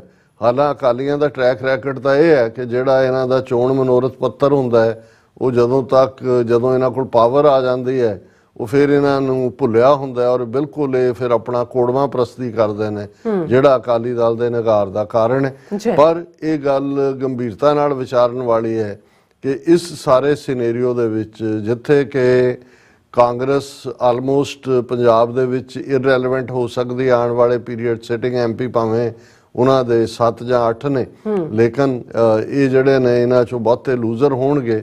ਉਸ ਸਪੇਸ ਨੂੰ ਭਰਨ ਦੇ ਲਈ ਬੀਜੇਪੀ ਜਿਹੜੀ ਆ ਉਹ ਸਟੈਪ ਇਨ ਕਰੇਗੀ ਜਾਂ ਪੰਥਕ, ਹੁਣ ਇੱਕ ਤਾਂ ਅਕਾਲੀਆਂ ਦਾ ਜਿਹੜਾ ਚੋਣ ਮਨੋਰਥ ਪੱਤਰ ਹੈ ਉਸ ਤੋਂ ਅੰਦਾਜ਼ਾ ਹੋਏਗਾ ਕਿ ਭਾਈ ਉਹ ਕਿਸ ਹੱਦ ਤੱਕ ਜਾਣ ਨੂੰ ਤਿਆਰ ਨੇ, ਸਿੱਖੀ ਵੈਲਿਊਜ਼ ਜਾਂ ਕੀ ਪੰਜਾਬ ਦੀਆਂ ਵੈਲਿਊਜ਼ ਵੱਲ ਮੁੜਦੇ ਨੇ। ਸੋ ਮੈਂ ਸਮਝਦਾ ਵੀ ਸਾਨੂੰ ਵੀ ਬਜਾਏ ਕਿ ਅਸੀਂ ਬਿਲਕੁਲ ਕਾਟਾ ਮਾਰਨ ਦੇ ਜਾਂ ਜਿਵੇਂ ਬਾਦਲਾਂ ਦੇ ਕਿਰਦਾਰ ਨੂੰ ਅਸੀਂ ਦੇਖਦੇ ਹਾਂ ਉਹ ਸਾਰੇ ਦੇ ਮੱਦੇ ਨਜ਼ਰ ਵੀ ਫੈਸਲੇ ਲੈ ਜਾਣਗੇ ਜਾਂ ਲੈ ਜਾਣੇ ਚਾਹੀਦੇ ਨੇ। ਪਰ ਇਸ ਗੱਲ ਦਾ ਧਿਆਨ ਰਿਹਾ ਕਿ ਵੀ ਪਿਛਲੀ ਵੱਡੀ ਗਲਤੀ ਕੀਤੀ ਕਿ ਕਾਂਗਰਸ ਔਰ ਬਾਦਲਾਂ ਤੋਂ ਅੱਕੇ ਲੋਕਾਂ ਨੇ, ਸਿੱਖਾਂ ਨੇ, ਉਹਨਾਂ ਨੇ ਕਿਹਾ ਜੀ ਇਹਨਾਂ ਨੂੰ ਇੱਥੋਂ ਕੱਢੋ ਭਾਵੇਂ ਕਾਲਾ ਚੋਰ ਆ ਜਾਏ।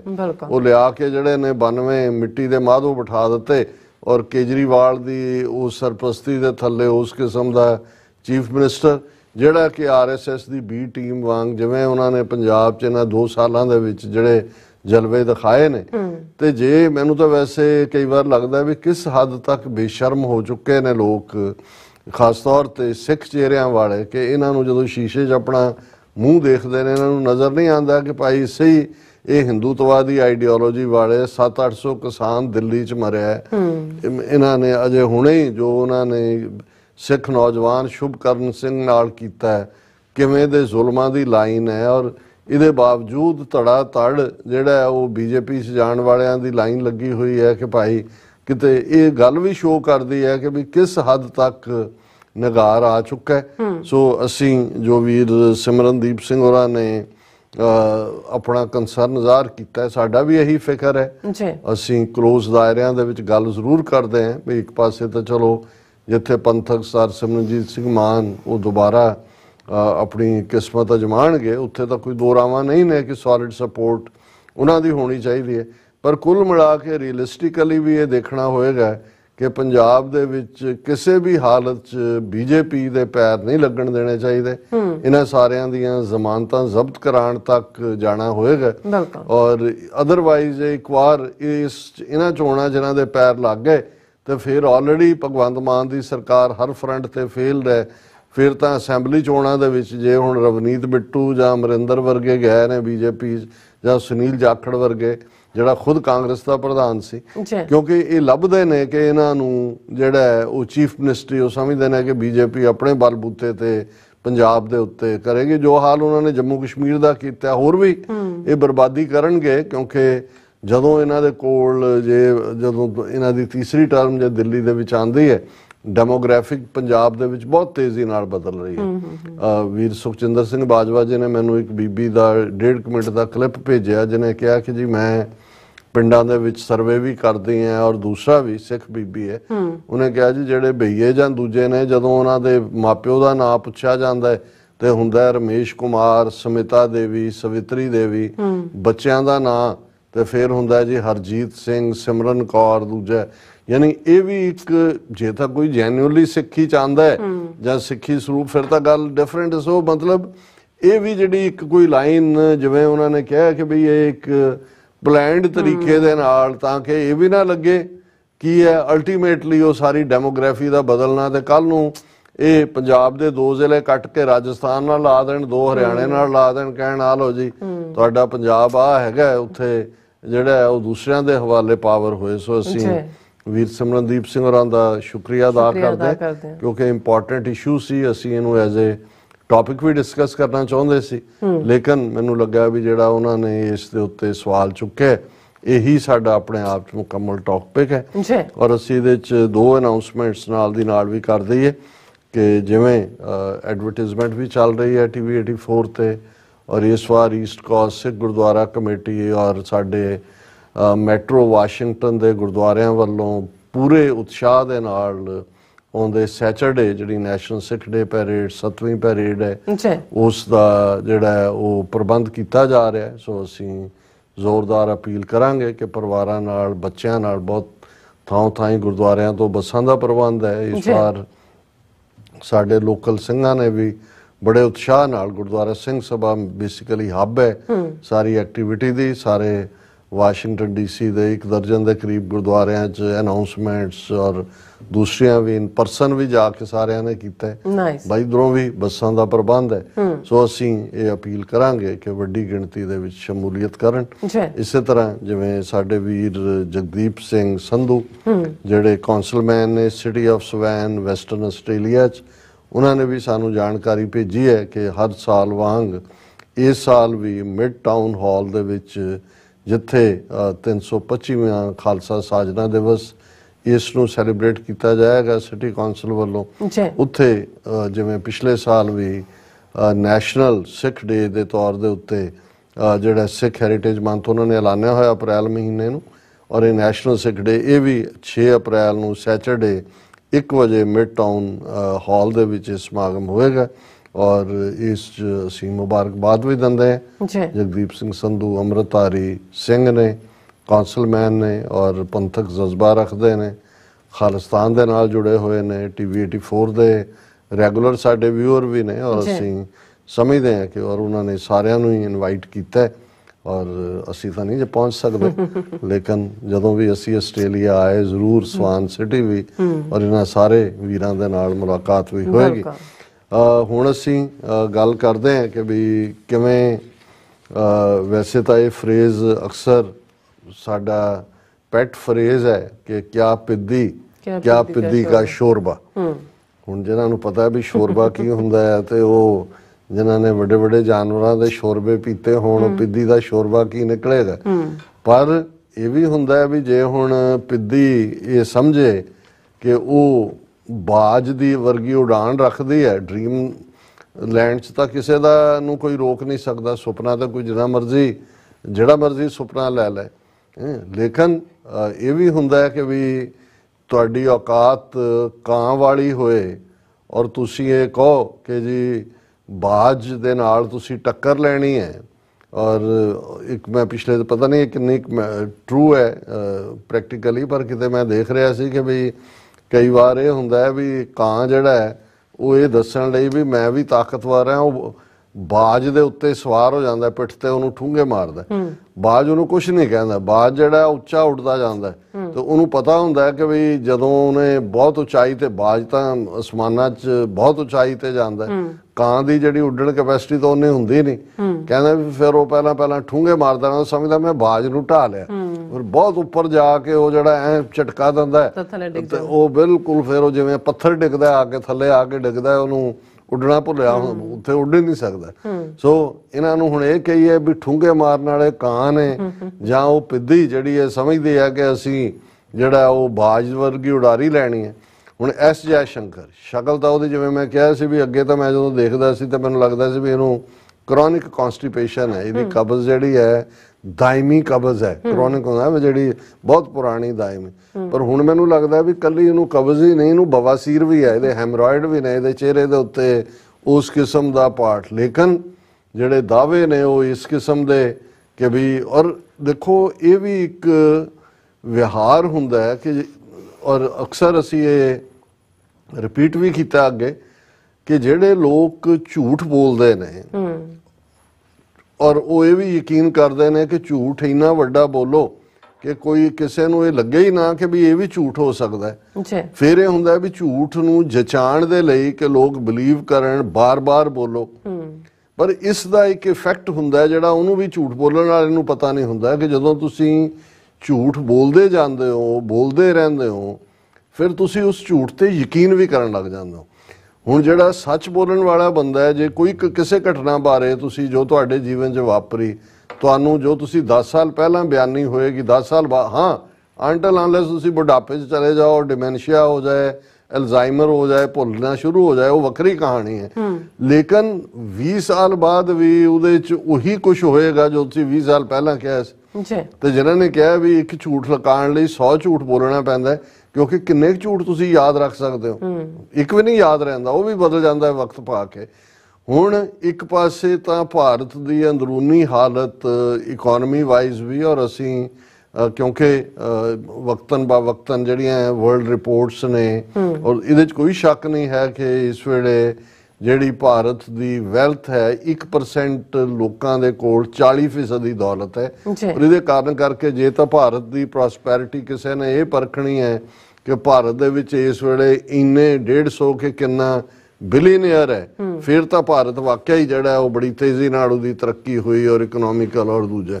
ਪਰ ਜੇ ਤੁਸੀਂ grass root parameter, UN reports, human development report ਔਰ ਇਹਨਾਂ ਸਾਰਿਆਂ ਤੇ ਆਧਾਰਿਤ ਭਾਰਤ ਨੂੰ ਦੇਖਣਾ, ਜਿੱਥੇ 80 ਕਰੋੜ ਲੋਕਾਂ ਨੂੰ ਸਰਕਾਰੀ ਤੌਰ ਤੇ 5 ਕਿਲੋ ਅਨਾਜ ਮਹੀਨੇ ਦਾ ਮਿਲਦਾ ਹੋਏ ਕਿ ਭਾਈ ਉਹਨਾਂ ਦੇ ਚੁੱਲ੍ਹੇ 'ਚ ਰੋਟੀ ਪੱਕੇ ਚੁੱਲ੍ਹੇ ਤੇ, ਤਾਂ ਉਤੋਂ ਅੰਦਾਜ਼ਾ ਲਾ ਲਓ ਕਿ ਕਿੱਡੀ ਸੁਪਰ ਪਾਵਰ ਤੇ ਕਿੰਨਾ ਕੀ ਹੈ। ਲੇਕਿਨ ਡ੍ਰੀਮ ਕਰਨ ਤੋਂ ਕੌਣ ਰੋਕ ਸਕਦਾ? ਇੱਕ ਪਾਸੇ ਤਾਂ ਸੱਚਮੁੱਚ ਉਹਨਾਂ ਨੂੰ ਇੰਨਾ ਜਚਾਇਆ ਗਿਆ ਕਿ ਬਈ ਇਹ ਵਿਸ਼ਵ ਗੁਰੂ ਬਣ ਗਿਆ ਭਾਰਤ। ਔਰ G20 ਦੇ ਮੌਕੇ ਦੇ ਉੱਤੇ ਜਿਵੇਂ ਪੋਸਟਰਾਂ ਦੇ ਉੱਤੇ ਜੇ ਉੱਥੇ 180 ਜਿਹੜੇ ਨੇ ਉਹ ਪੋਸਟਰ ਲੱਗੇ ਤਾਂ 150 ਦੇ ਉੱਤੇ ਮੋਦੀ ਦੀ ਫੋਟੋ, ਔਰ ਮੋਦੀ ਨੂੰ ਸੱਚਮੁੱਚ ਜਿਵੇਂ ਹੀ ਕਿ ਉਹ ਇੰਟਰਨੈਸ਼ਨਲੀ ਜਿਹੜਾ ਉਹ ਵੱਡਾ ਲੀਡਰ ਬਣ ਗਿਆ ਇਹ ਸਾਰੇ ਦੇ ਥੱਲੇ। ਔਰ ਐਸ ਜੈ ਸ਼ੰਕਰ ਜਿਹੜਾ ਫੋਰਨ ਪਾਲਿਸੀ ਨੂੰ ਰਿਪਰੈਜ਼ੈਂਟ ਕਰਦਾ, ਕਿਵੇਂ ਭਾਰਤ ਦਾ ਜਲੂਸ ਨਿਕਲਿਆ ਹਰ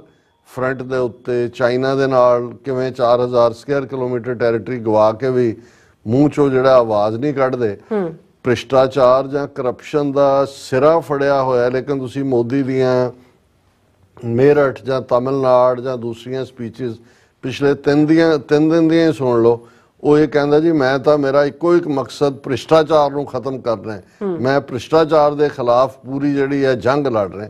ਜਦੋਂ ਕਿ ਹਰ ਚੜ੍ਹੇ ਸੂਰਜ ਇਹ ਆ ਰਿਹਾ ਵੀ ਇੱਕ ਤੋਂ ਬਾਅਦ ਇੱਕ ਸਕੈਂਡਲ, ਕਿਵੇਂ ਜਿਹੜਾ ਆਪੋਜੀਸ਼ਨ ਲੀਡਰਾਂ ਨੂੰ ਫਸਾਉਣ ਦੇ ਲਈ ED ਜਾਂ ਇਨਕਮ ਟੈਕਸ ਜਾਂ CBI ਉਹਨਾਂ ਦੇ ਛਾਪੇ, ਔਰ ਕਿਵੇਂ ਜਿਹਦੇ ਤੇ EDI ਦਾ ਛਾਪਾ ਪਿਆ ਉਹਨੇ ਕਿੰਨੇ 100 ਕਰੋੜ ਦਾ ਫਿਰ ਇਹਨਾਂ ਦੇ ਜਿਹੜਾ ਹੈ ਉਹ BJP ਨੂੰ ਫੰਡ ਦਿੱਤਾ ਉਸ ਇਲੈਕਟਰਲ ਬੌਂਡਸ ਦੇ ਥੱਲੇ, ਔਰ ਉਹ ਬਿਲਕੁਲ ਵਾਸ਼ਿੰਗ ਮਸ਼ੀਨ ਚੋਂ ਨਿਕਲ ਕੇ ਧੋਤਾ ਗਿਆ। ਸੋ ਜਿਨ੍ਹਾਂ ਦਾ 30,000 ਕਰੋੜ ਦਾ ਰਾਫੇਲ ਡੀਲ ਹੋਏ, ਦੂਸਰੇ ਹੁਣ ਇੱਕ ਸਕੈਂਡਲ ਥੋੜੀ ਹੈ, ਜੇ ਕਦੇ ਇਹ ਇਹਨਾਂ ਦੀ ਪੜਤਾਲ ਹੋਈ ਤਾਂ ਇਹ ਭਾਰਤ ਦੇ 77 ਸਾਲ ਦੀ ਹਿਸਟਰੀ 'ਚ ਇਸ ਤੋਂ ਕਰਪਟ ਗਵਰਨਮੈਂਟ ਕੋਈ ਨਹੀਂ ਹੈ।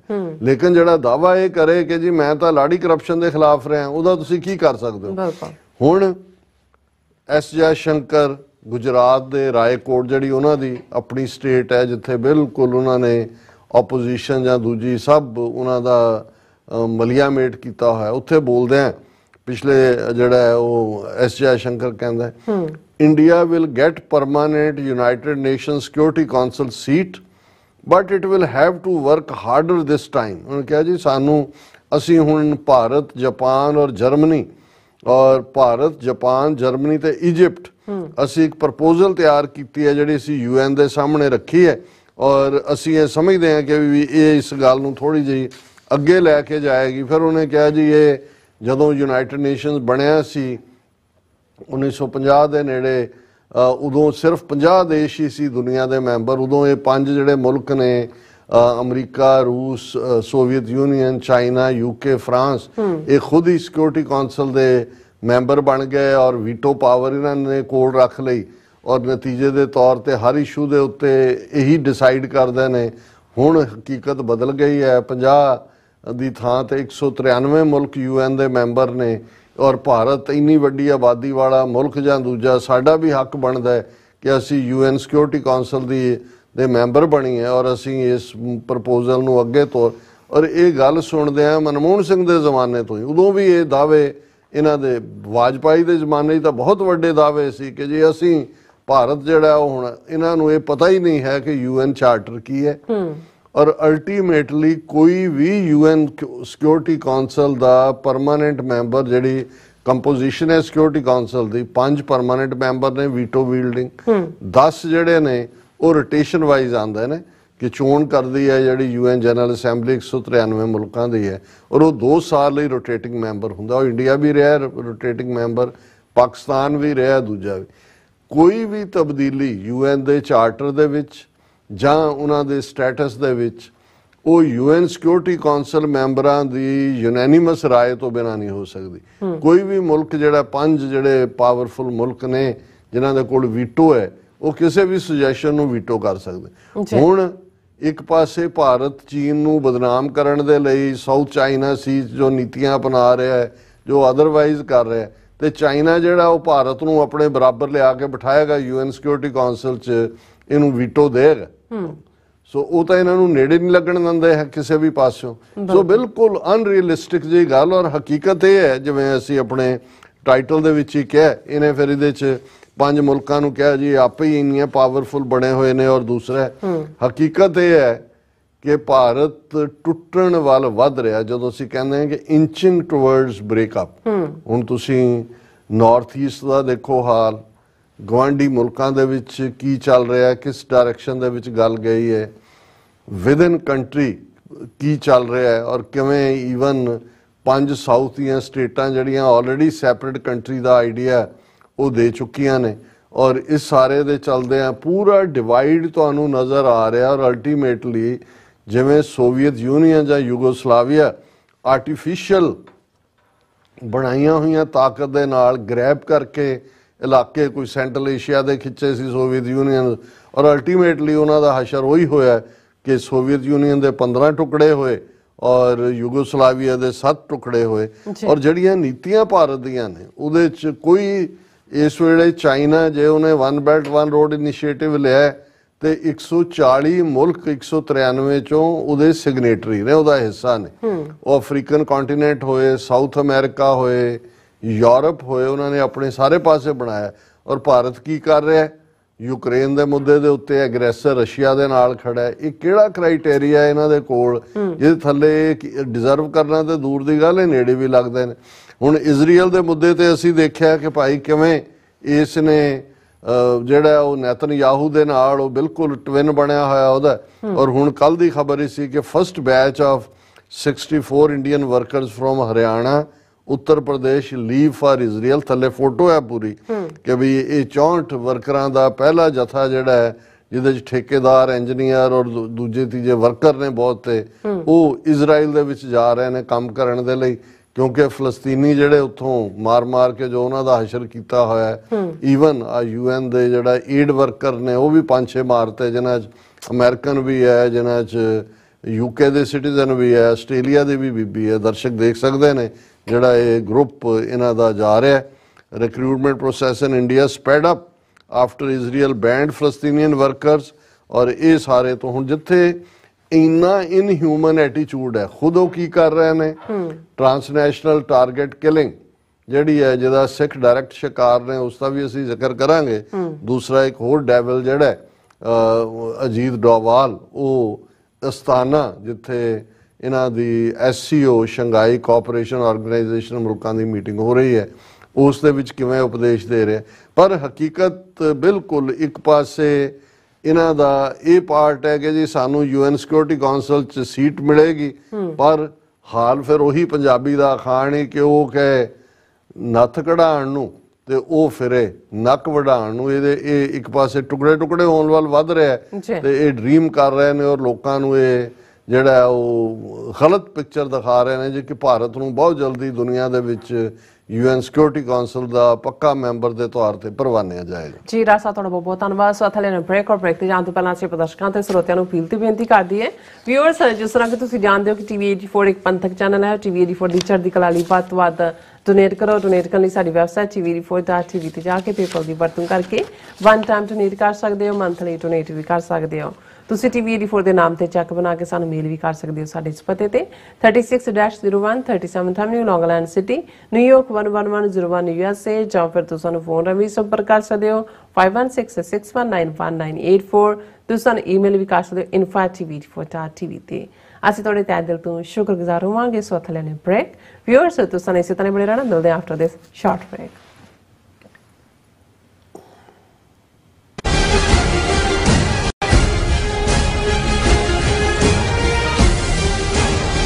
ਤਿੰਨ 325ਵੇਂ ਖਾਲਸਾ ਸਾਜਣਾ ਦਿਵਸ ਨੂੰ ਸਮਰਪਿਤ 7ਵਾਂ ਸਿੱਖ ਨੈਸ਼ਨਲ ਡੇ ਸਿੱਖ ਫਰੀडम ਮਾਰਚ ਅਮਰੀਕਾ ਦੀ ਰਾਜਧਾਨੀ ਵਾਸ਼ਿੰਗਟਨ DC ਵਿਖੇ ਆਉਂਦੀ 6 ਅਪ੍ਰੈਲ 2024 ਦਿਨ ਸ਼ਨੀਵਾਰ ਨੂੰ ਕੱਢਿਆ ਜਾ ਰਿਹਾ ਹੈ। ਸਿੱਖ ਕੋਆਰਡੀਨੇਸ਼ਨ ਕਮੇਟੀ ਈਸਟ ਕੋਸਟ ਅਤੇ ਪੰਥਕ ਜਥੇਬੰਦੀਆਂ ਦੇ ਸਹਿਯੋਗ ਨਾਲ ਕੈਪੀਟਲ ਹਿੱਲ ਵਿਖੇ ਕੱਢੇ ਜਾ ਰਹੇ ਫਰੀडम ਮਾਰਚ ਅਤੇ ਰੈਲੀ ਵਿੱਚ ਸ਼ਮੂਲੀਅਤ ਕਰਨ ਲਈ ਆਪ ਸਭ ਨੂੰ ਬੇਨਤੀ ਕੀਤੀ ਜਾਂਦੀ ਹੈ। ਆਓ ਪਰਿਵਾਰਾਂ ਸਮੇਤ ਨੈਸ਼ਨਲ ਸਿੱਖ ਡੇ ਪਰੇਡ ਦਾ ਹਿੱਸਾ ਬਣੀਏ। ਦੁਪਹਿਰ 1 ਵਜੇ ਤੋਂ TV 84 ਤੇ ਇਸ ਮਾਰਚ ਦਾ ਲਾਈਵ ਪ੍ਰਸਾਰਣ ਕੀਤਾ ਜਾਵੇਗਾ। ਵਧੇਰੇ ਜਾਣਕਾਰੀ ਲਈ ਆਪ ਹੇਠ ਦਿੱਤੇ ਨੰਬਰਾਂ ਤੇ ਸੰਪਰਕ ਕਰ ਸਕਦੇ ਹੋ। ਕੀ ਤੁਸੀਂ ਸਰਵਿਸਿਜ਼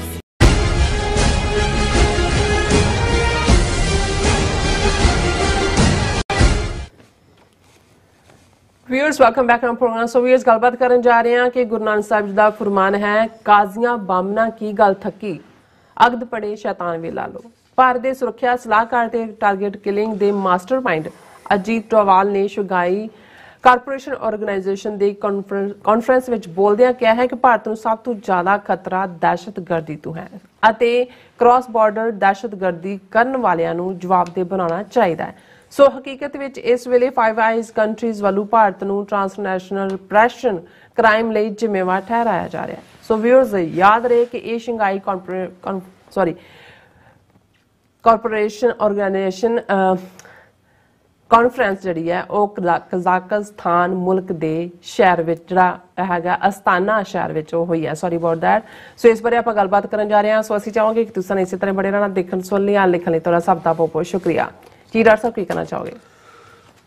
ਦੇਖੋ, ਲਫ਼ਜ਼ ਜਦੋਂ ਅਸੀਂ ਆਸਤਾਨਾ ਕਜ਼ਾਕਿਸਤਾਨ ਦੇਖਿਆ ਤੇ ਮੈਂ ਕਿਹਾ ਵੀ ਇਹ ਅਦਰਵਾਈਜ਼ ਜਿਹੜੇ ਦਰਵੇਸ਼ਾਂ ਦੀਆਂ ਦਰਗਾਹਾਂ ਜਾਂ ਫਕੀਰਾਂ ਦੇ ਤਕੀਏ ਹੁੰਦੇ ਨੇ ਉਹਨਾਂ ਨੂੰ ਵੀ ਆਸਤਾਨਾ ਕਹਿੰਦੇ ਨੇ, ਔਰ ਜ਼ਾਹਰ ਹੈ ਕੋਈ ਨਾ ਕੋਈ ਸਬੰਧ ਕਿਸੇ ਦਰਵੇਸ਼ ਨਾਲ ਹੋਏਗਾ ਜਿਹਦੇ ਥੱਲੇ ਕਜ਼ਾਕਿਸਤਾਨ ਦੇ ਇਸ ਮੁਲਕ ਦੇ ਵਿੱਚ ਸ਼ੰਘਾਈ ਕੋਆਪਰੇਸ਼ਨ ਆਰਗੇਨਾਈਜੇਸ਼ਨ, ਜਿਸ ਦੇ ਵਿੱਚ ਮੇਨ ਲੀਡ ਤਾਂ ਚਾਈਨਾ ਕਰਦਾ ਹੈ, ਪਰ ਬਹੁਤ ਸਾਰੇ ਮੁਲਕ ਇਸ ਦੇ ਮੈਂਬਰ ਨੇ, ਔਰ ਉਸ ਦੇ ਵਿੱਚ ਅਜੀਤ ਡੋਵਾਲ ਜਿਹੜਾ ਭਾਰਤ ਦੀ ਨੁਮਾਇੰਦਗੀ ਕਰਦਿਆਂ ਪਹੁੰਚਿਆ, ਉੱਥੇ ਜਿਹੜਾ ਉਹਨੇ ਉਪਦੇਸ਼ ਦਿੱਤਾ ਉਹ ਸੱਚਮੁੱਚ ਇਹੀ ਹੈ। ਜਦੋਂ ਗੁਰੂ ਨਾਨਕ ਸਾਹਿਬ ਨੇ ਬਾਬਰ ਦੇ ਹਮਲੇ ਵੇਲੇ, ਜਿਹੜਾ ਜ਼ਾਹਰ ਹੈ ਬਾਬਰ ਵੀ ਇਹ ਗਵਾਂਢ 'ਚ ਨੇ ਸਾਰੇ ਮੁਲਕ, ਬਾਬਰ ਉਜ਼ਬੇਕ ਸੀ, ਉਜ਼ਬੇਕਿਸਤਾਨ ਨਾਲ ਉਹਦਾ ਤਾਲੁਕ ਸੀ ਜੀ, ਔਰ ਉਹ ਹਮਲਾਵਰ ਹੋਇਆ। ਪਹਿਲਾਂ ਉਹ ਖੁਰਾਸਾਨ ਵੱਲ ਗਿਆ। ਅੱਜ ਜਦੋਂ ਬਹੁਤ ਸਾਰੇ ਜਿਹੜੇ ਨੇ ਉਹ ਇਸਲਾਮਿਕ ਸਟੇਟ IS ਖੁਰਾਸਾਨੀ ਸੁਣਦੇ ਨੇ ਤੇ ਉਹਨਾਂ ਨੂੰ ਇਹ ਲਫ਼ਜ਼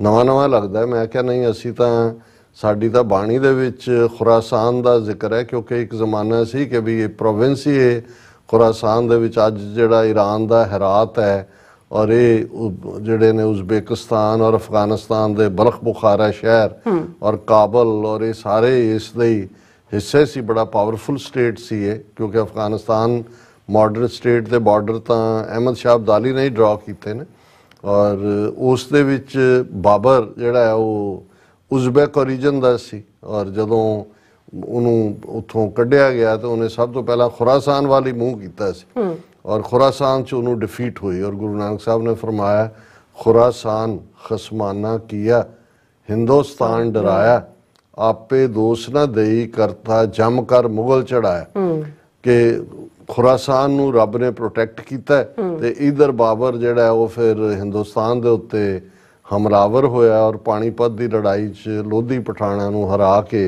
मुगल सल्तनत जिहड़ी है 1526 दे विच दिल्ली दे उत्ते जिहड़ी है कायम हुंदी है, जिहड़ी अगे अगले आलमोस्ट पौने 300 साल फिर मुगलों का राज रहिंदा है। सो ये जिहड़ा तुसीं गुरबाणी का फरमान भी दोहराया ये उस बाबर दे हमले वेड़े वरतारा की चल रहा है जदों धर्मी लोग शैतानी पैगाम दे रहे होण, पहरावा उन्हां दा भावें धार्मिक होए वो डर थले दे रहे होण, जां जदों गुरु साहब ने कहा कि काजियां बामणा की गल थकी अगत पड़े शैतान वे ला लो, कि बच्चियां उधाड़ियां जा रही ने और उन्हां दा कोई जिहड़ा वो शादी संस्कार हिंदू रीति जां निकाह इस्लामिक रीति नाल नहीं हो रहा, शैतान जिहड़ा है वो कुरान दियां आयतां पढ़ रहा, वो विआह पढ़ा रहा। सो ये फिर एक जिवें जनरल फोकलोर च गल आ जाती है कि जदों शैतान धर्म नूं इंटरप्रेट कर रहा होए तो फिर वो सब तो खतरनाक हुंदा है, क्योंकि शैतान दा तां बनया ही शैतानी लई है ते जदों उन्हें धर्मी बंदे दा चोगा पा ले शैतान जिवें वो पांदा है उहदे जिहड़े टेंटैकल ने शैतान दे ही हुंदे ने वो उसे रूप च ही आएगा, तुहानूं पता भी नहीं लगदा भी उन्हें शैतान ने तुहानूं किवें उकसाया ते किधर नूं तुहानूं तोड़ दिता है। हुण इस कोई शक नहीं है कि इस वेले जे दुनिया दे ताकत दे गलियारियां दे विच खास तौर ते जदों असीं 5 आइज कंट्रीज़ की गल करते हैं जिस दे विच अमरीका कनेडा आस्ट्रेलिया न्यूजीलैंड यूके हुण इहदे च 3 कॉन्टीनेंट्स दे मुल्क शामिल ने। यूके अज भी powerful veto wielding UN security council nuclear power है। आस्ट्रेलिया उस कॉन्टीनेंट का हिस्सा है, वड्डा मुल्क उन्होंने सांभिया होया, भावें जंग जुंग चों कदे नहीं गए लेकिन उन्हां दा हुण जिहड़ियां सबमरीन्स और न्यूक्लीयर लेस जोड़ा लेटेस्ट पहला ऑकस पहला क्वाड और फिर ऑकस के थले आस्ट्रेलिया यूके और अमरीका उन्होंने किया है, उन्होंने भी उस दे लई तैयार किया होया और ज़ाहिर है भी न्यूजीलैंड नाल लगदा आईलैंड है और अमरीका कैनेडा जिहड़े नॉर्थ अमेरिकन कॉन्टीनेंट नूं रिप्रजेंट करते हैं।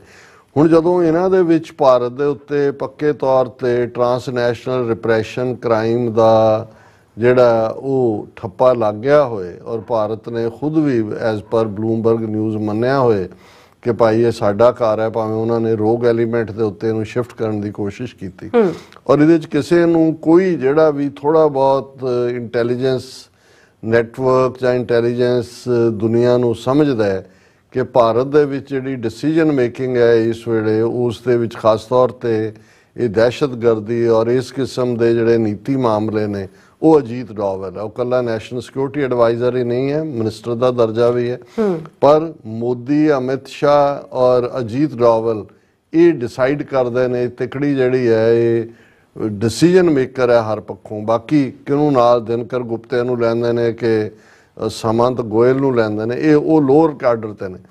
हुण इहदे च ये जो कुछ ट्रांसनैशनल रिप्रैशन की जदों असीं गल कर रहे हैं और ईवन अज ही सानूं कैलीफोर्निया तो एक वीर जिहड़े आलमोस्ट गल करते हैं भी अथरूआं च सी, उन्होंने कहा कि जी एक होर पंजाब च इन्होंने टारगेट किलिंग कर दी है, अपने सिंह नूं जिहदा रोल सी उन्होंने शहीद कर दिता है तो वो इन्ने जज्बाती सी कि मैं वेरवे च उन्हां तो जानिया भी नहीं जिहड़ा उन्हां दा कि भी कौन ने इन्ना होया भी हरियाणे दे रहण वाला सिंह है।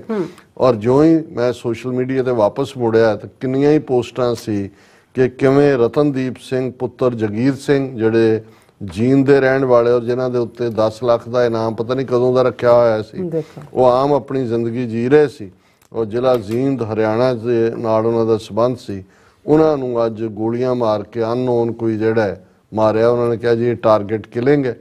ਔਰ ਉਹ ਸਿੰਘ ਦੱਸ ਰਹੇ ਸੀ ਕਿ ਉਹਨਾਂ ਦੀ ਸਿੰਘਣੀ ਜਿਹਦੀ ਕਾਲ ਆਈ ਕਿ ਬੱਚਾ ਛੋਟਾ ਹੈ ਕਿ ਮੈਂ ਕਿਹਦੇ ਸਾਰੇ ਜੀਆਂਗੀ। ਹੁਣ ਇਹ ਜਿਹੜੇ ਰਤਨਦੀਪ ਸਿੰਘ ਨੇ ਇਹ ਕਿਸੇ ਵੇਲੇ ਇਹਨਾਂ ਨਾਭਾ ਜੇਲ੍ਹ ਦੇ ਵਿੱਚ ਹਰਮਿੰਦਰ ਸਿੰਘ ਮਿੰਟੂ ਜਿਹੜੇ ਜਿਨ੍ਹਾਂ ਦਾ ਵੀ ਇਸੇ ਕਿਸਮ ਦੀ ਬਿਮਾਰੀ ਦਾ ਬਹਾਨਾ ਬਣਾ ਕੇ ਜੇਲ੍ਹ 'ਚ ਉਹਨਾਂ ਦੀ ਡੈਥ ਹੋਈ, ਉਹਨਾਂ ਦੇ ਸਾਥੀ ਸਹਿਯੋਗੀ ਸਨ। ਔਰ ਜਿਹੜੇ ਜਿੰਨਾ ਕੁ ਮੈਨੂੰ ਪਤਾ ਲੱਗਾ ਵੀ ਰਤਨਦੀਪ ਸਿੰਘ ਬਹੁਤ ਚੜ੍ਹਦੀ ਕਲਾ ਵਾਲਾ ਇਹ ਸਿੰਘ ਸੀ ਔਰ ਇਹ ਬਾਹਰ ਆਪਣੀ ਨਾਰਮਲ ਜ਼ਿੰਦਗੀ ਜੀ ਰਿਹਾ ਸੀ, ਲੇਕਿਨ ਕਿਸੇ ਵੀ ਪੰਥਕ ਪਲੇਟਫਾਰਮ ਤੋਂ ਗੱਲ ਕਰਨੀ, ਸੋਸ਼ਲ ਮੀਡੀਆ ਦੇ ਉੱਤੇ ਵੀ ਇਹਨੂੰ ਫੋਲੋ ਕਰ ਰਹੀਆਂ ਸੀ ਏਜੰਸੀਆਂ। ਇੱਕ ਦੋ ਵਾਰੀ ਸੋਸ਼ਲ ਮੀਡੀਆ ਅਕਾਊਂਟ ਬੰਦ ਵੀ ਹੋਇਆ। ਮੈਂ ਇਸ 'ਚ ਕਹਿ ਰਿਹਾ ਵੀ ਇਹ ਬੇਸ਼ੱਕ ਅਮਰੀਕਾ ਕੈਨੇਡਾ 'ਚ ਇਸ ਵੇਲੇ ਜੋ ਮਾਹੌਲ ਬਣਿਆ ਹੋਇਆ ਹੈ, ਖਾਸ ਤੌਰ 'ਤੇ ਜਿਵੇਂ ਜਸਟਿਸ ਮੈਰੀ ਹੀਅਰਿੰਗ ਕਰ ਰਹੀ ਹੈ ਕਿ 2019 ਔਰ 2021 'ਚ ਭਾਰਤ ਦੀ ਕੀ ਮੁਦਾਖਲਤ ਰਹੀ ਫੈਡਰਲ ਚੋਣਾਂ ਦੇ ਵਿੱਚ। ਔਰ ਕੱਲ੍ਹ ਅਸੀਂ ਜ਼ਿਕਰ ਕੀਤਾ ਸੀ ਕਿ ਕਿਵੇਂ ਈਵਨ ਜਗਮੀਤ ਸਿੰਘ ਉਸ ਨੂੰ ਵੀ ਉਹਨਾਂ ਨੇ ਟਾਰਗੇਟ ਕਿਲਿੰਗ ਦਾ ਹਿੱਸਾ ਬਣਾਇਆ ਹੋਇਆ ਸੀ ਔਰ ਉਹਦੀ ਸਿਕਿਉਰਿਟੀ ਔਰ ਦੂਸਰਾ ਜਿਹੜਾ ਉਹ ਵਧਾਈ ਗਈ ਔਰ ਉਹਨਾਂ ਨੂੰ ਵਾਰਨ ਕੀਤਾ ਗਿਆ। ਔਰ ਅਮਰੀਕਾ ਦੇ ਹਵਾਲੇ ਨਾਲ ਵੀ ਅਸੀਂ ਗੱਲ ਕਰਦੇ ਹਾਂ ਕਿ ਭਾਈ ਕਿਵੇਂ ਅਮਰੀਕਨ ਗੌਰਮੈਂਟ ਏਜੰਸੀਆਂ ਈਵਨ ਅਮਰੀਕਨ ਐਂਬੈਸਡਰ ਜਿਹੜੇ ਨੇ ਉਹਨਾਂ ਨੇ ਕਿਵੇਂ ਆਪਣੇ ਇੰਟਰਵਿਊ ਦੇ ਵਿੱਚ ਕਲੀਅਰ ਕੀਤਾ ਕਿ ਵੀ ਇਹ ਤੁਸੀਂ ਰੈੱਡ ਲਾਈਨ ਕ੍ਰਾਸ ਕੀਤੀ ਹੈ। ਔਰ ਇਹ ਐਰਿਕ ਗਾਰਸੈਟੀ ਨੇ ਔਰ ਉਹਨਾਂ ਦੀ ਡੀਟੇਲ ਅਸੀਂ ਡਿਸਕਸ ਕੀਤੀ। ਸੋ ਇਸ ਸਭ ਦੇ ਚਲਦਿਆਂ ਅਜੀਤ ਡੋਵਲ ਉਸ ਆਸਤਾਨਾ ਦੀ SCO ਕਾਨਫਰੰਸ ਕੀ ਕਹਿੰਦਾ ਹੈ, ਇਹ ਤੁਸੀਂ ਸ਼ੈਤਾਨ ਦਾ ਸਰਮਨ ਹੈ ਜਿਹਦੇ 'ਚ ਉਹ ਕਹਿੰਦਾ ਹੈ ਕਿ ਵੀ perpetrators of terrorism should be effectively and expeditiously dealt with, including those involved in cross-border terrorism, NSA Ajit Doval said on Wednesday, calling for shunning double standards in combating the menace. ਉਹ ਕਹਿ ਰਿਹਾ ਅਜੀਤ ਡੋਵਲ ਕਿ ਇਹ double standard ਨਹੀਂ ਹੋਣਾ ਚਾਹੀਦਾ ਕਿ ਇੱਕ ਗੱਲ ਅਸੀਂ ਪੀਸ ਦੀ ਕਰਦੇ ਹਾਂ ਪਰ ਕਰ ਅਸੀਂ ਦਹਿਸ਼ਤਗਰਦੀ ਰਹੇ ਹਾਂ। ਉਹ ਪਾਕਿਸਤਾਨ ਨੂੰ ਟਾਰਗੇਟ ਕਰ ਰਿਹਾ ਸੀ ਕਿ ਜੀ ਦੇਖੋ ਇਹ ਜਿਹੜਾ ਕ੍ਰਾਸ ਬਾਰਡਰ ਟੈਰਰਿਜ਼ਮ ਹੋ ਰਿਹਾ, ਦੂਸਰਾ ਹੋ ਰਿਹਾ। ਹੁਣ ਹਕੀਕਤ ਇਹ ਹੈ ਕਿ ਭਾਰਤ ਦੀ ਅਜੀਤ ਡੋਵਲ ਦੀ ਐਗਰੈਸਿਵ ਇਸ ਕਿਲਿੰਗ ਸਪਰੀ ਦੇ ਥੱਲੇ ਪਾਕਿਸਤਾਨ ਦੇ ਵਿੱਚ 1 ਦਰਜਨ ਤੋਂ ਜ਼ਿਆਦਾ ਕਸ਼ਮੀਰੀ ਐਕਟਿਵਿਸਟ ਕਿਲ ਕੀਤੇ ਨੇ। ਭਾਈ ਪਰਮਜੀਤ ਸਿੰਘ ਪੰਜਵੜ ਦੀ ਸ਼ਹਾਦਤ ਹੋਈ ਔਰ ਭਾਈ ਰਤਨਦੀਪ ਸਿੰਘ ਜਿਹੜੇ ਨੇ ਉਹਨਾਂ ਦੀ ਅੱਜ ਸ਼ਹਾਦਤ ਪੰਜਾਬ 'ਚ ਹੁੰਦੀ। ਸੋ ਇਹਦਾ ਮਤਲਬ ਇਹ ਹੈ ਕਿ ਅਮਰੀਕਾ ਕੈਨੇਡਾ 'ਚ ਭਾਵੇਂ ਇੱਕ ਖੌਫ ਦੇ ਤਹਿਤ ਜੋ ਇਸ ਵੇਲੇ ਏਜੰਸੀਆਂ ਨੇ ਇੱਥੋਂ ਵਾਲੀਆਂ ਨੇ ਆਪਣੇ ਚੁੱਕੇ ਹੋਏ ਨੇ, ਕੰਨ ਖੜੇ ਕੀਤੇ ਹੋਏ ਨੇ, ਇੱਥੇ ਅਜੇ ਡੈਜ਼ਿਸਟ ਕਰਨ। ਹਾਲਾਂ ਮੈਨੂੰ ਇਹ ਲੱਗਦਾ ਕਿ ਵੀ ਜਿਸ ਕਿਸਮ ਦੀ ਗੰਦੀ ਖੇਡ ਇਹ ਖੇਡ ਰਹੇ ਨੇ ਕਿ ਇੰਨਾ ਕੁਛ ਹੋ ਰਿਹਾ ਹੋਏ ਔਰ ਫਿਰ ਵੀ ਪੰਜਾਬ ਦੇ ਵਿੱਚ ਟਾਰਗੇਟ ਕਿਲਿੰਗ ਹੋਏ ਇਹ, ਔਰ ਉੱਥੇ ਜਾ ਕੇ ਕਹਿ ਰਿਹਾ ਜੀ ਇਹ ਡਬਲ ਸਟੈਂਡਰਡ ਨਹੀਂ ਹੋਣੇ ਚਾਹੀਦੇ। ਔਰ ਆਪਣਾ ਐਡਰੈਸ ਦੇ ਵਿੱਚ ਉਹ ਕਹਿੰਦਾ ਕਿ ਇਹ ਜਿਹੜਾ ਕੰਟੀਨਿਊ ਪਾਕਿਸਤਾਨ ਦੀ ਕੰਟੀਨਿਊ ਸਪੋਰਟ ਹੈ ਟੂ ਵੇਰੀਅਸ ਟੈਰਰ ਗਰੁੱਪਸ। ਔਰ ਉਹਨਾਂ ਨੇ ਕਿਹਾ ਕਿ ਇਹ ਜਿਹੜੀ SCO ਰੀਜਨ ਦੇ ਵਿੱਚ ਇਹ ਗਰੁੱਪ ਜਿਹੜੇ ਨੇ ਇਹ ਬੜਾ ਖਤਰਾ ਨੇ। ਔਰ ਇਸ ਗੱਲ ਦਾ ਹੀ said India is committed to enhancing transit trade and connectivity, asserting that such initiative must be fully respectful of sovereignty and territorial integrity of SCO member states। कि सानू ये गल दा यकीनी बनाना चाहिए कि किसी दी भी जिहड़ी टैरीटोरीयल और सॉवरनिटी है उन्होंने वायलेट ना किया जाए। और ये बड़ा जरूरी है कि डबल स्टैंडर्ड नहीं होने चाहिए। और नाल दी नाल फिर अफगानिस्तान भी कहता जी उत्थे सानू ह्यूमैनिटेरियन एड और दूसरी देनी चाहिए। पर कुल मिला के असी ये देख रहे हैं कि इहदे बावजूद कि इस वेले पूरी तरह एक्सपोज ने पर उन्होंने किहड़ा गौ मूत्र का नशा चढ़िया होया है कि वो जमीनी हकीकत देखण नूं तैयार नहीं ने। और इस दे बावजूद कि भी उन्होंने दे हैव बीन कॉट इस ट्रांसनैशनल रिप्रैशन क्राइम दे उत्ते, पर उन्होंने वालों जिथे शैतान धर्म का प्रचारक बनया होया है उत्थे जिवें अज भाई रतनदीप सिंह होरां दी शहादत हुई है उन्हां दे इस जिहड़ा इस किस्म की दहशतगर्दी है उस दे विच कोई कमी नहीं आई। जी डॉक्टर साहब तुहाडा बहुत बहुत शुक्रिया। सो थले ब्रेक व्यूअर्स तुसां इसी तरह बड़े रहना, मिलदे हैं after this short break.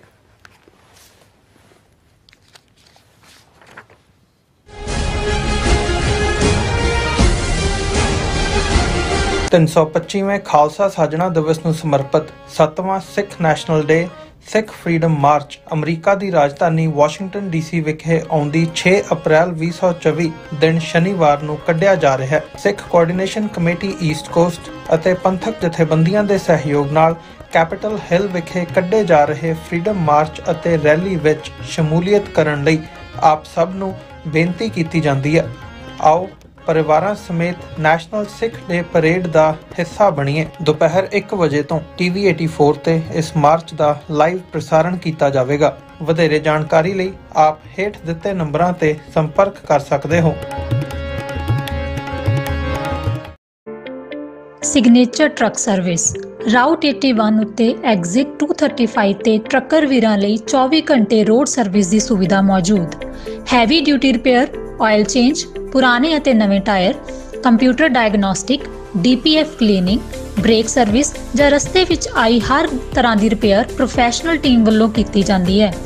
Breakfast, lunch ਅਤੇ ਡਿਨਰ ਲਈ ਪੰਜਾਬੀ ਢਾਬੇ ਦਾ ਆਨੰਦ ਵੀ ਮਾਣੋ। ਡਰਾਈਵਰ ਅਤੇ ਟਰੱਕ ਆਪਰੇਟਰ ਵੀਰ ਡਿਸਪੈਚ ਦੀ ਸਰਵਿਸ ਲਈ ਸਾਡੇ ਨਾਲ ਸੰਪਰਕ ਕਰਨ। Signature truck service 58 triangle drive, Weyers Cave, Virginia 24486।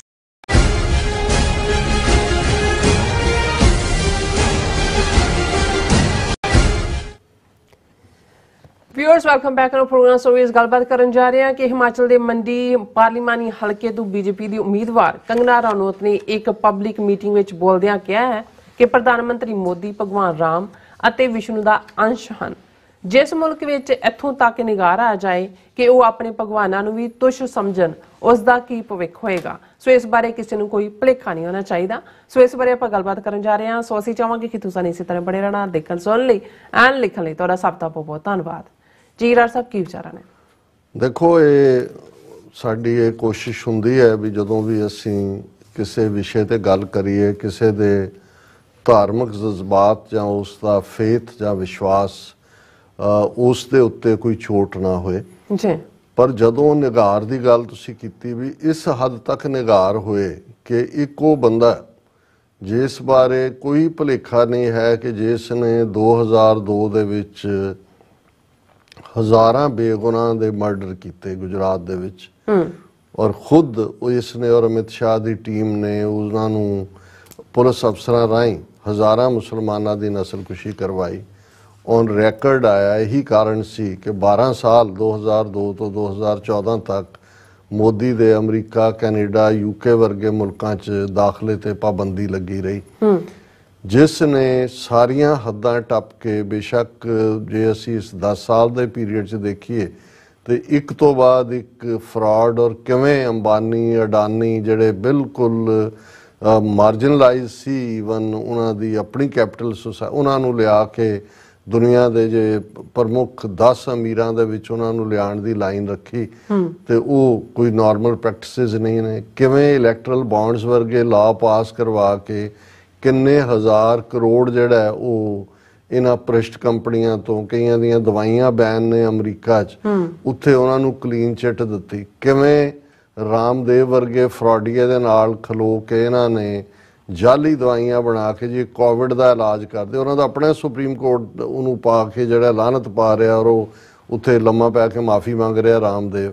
ਹੁਣ ਜਿੱਥੇ ਇਸ ਲੈਵਲ ਦਾ, ਹੁਣ ਜੋ ਵੀ ਭਗਵਾਨ ਰਾਮ ਦਾ ਕਿਰਦਾਰ ਉਹ ਵਾਲਮੀਕੀ ਰਾਮਾਇਣ ਹੋਏ ਜਾਂ ਤੁਲਸੀ ਰਾਮਾਇਣ ਹੋਏ, ਹਾਲਾਂ ਜਿਨ੍ਹਾਂ ਦੇ ਉਸ ਲਈ ਕੰਸਰਨ ਨੇ, ਮੈਂ ਉਸ ਪਾਸੇ ਨਹੀਂ ਜਾਂਦਾ।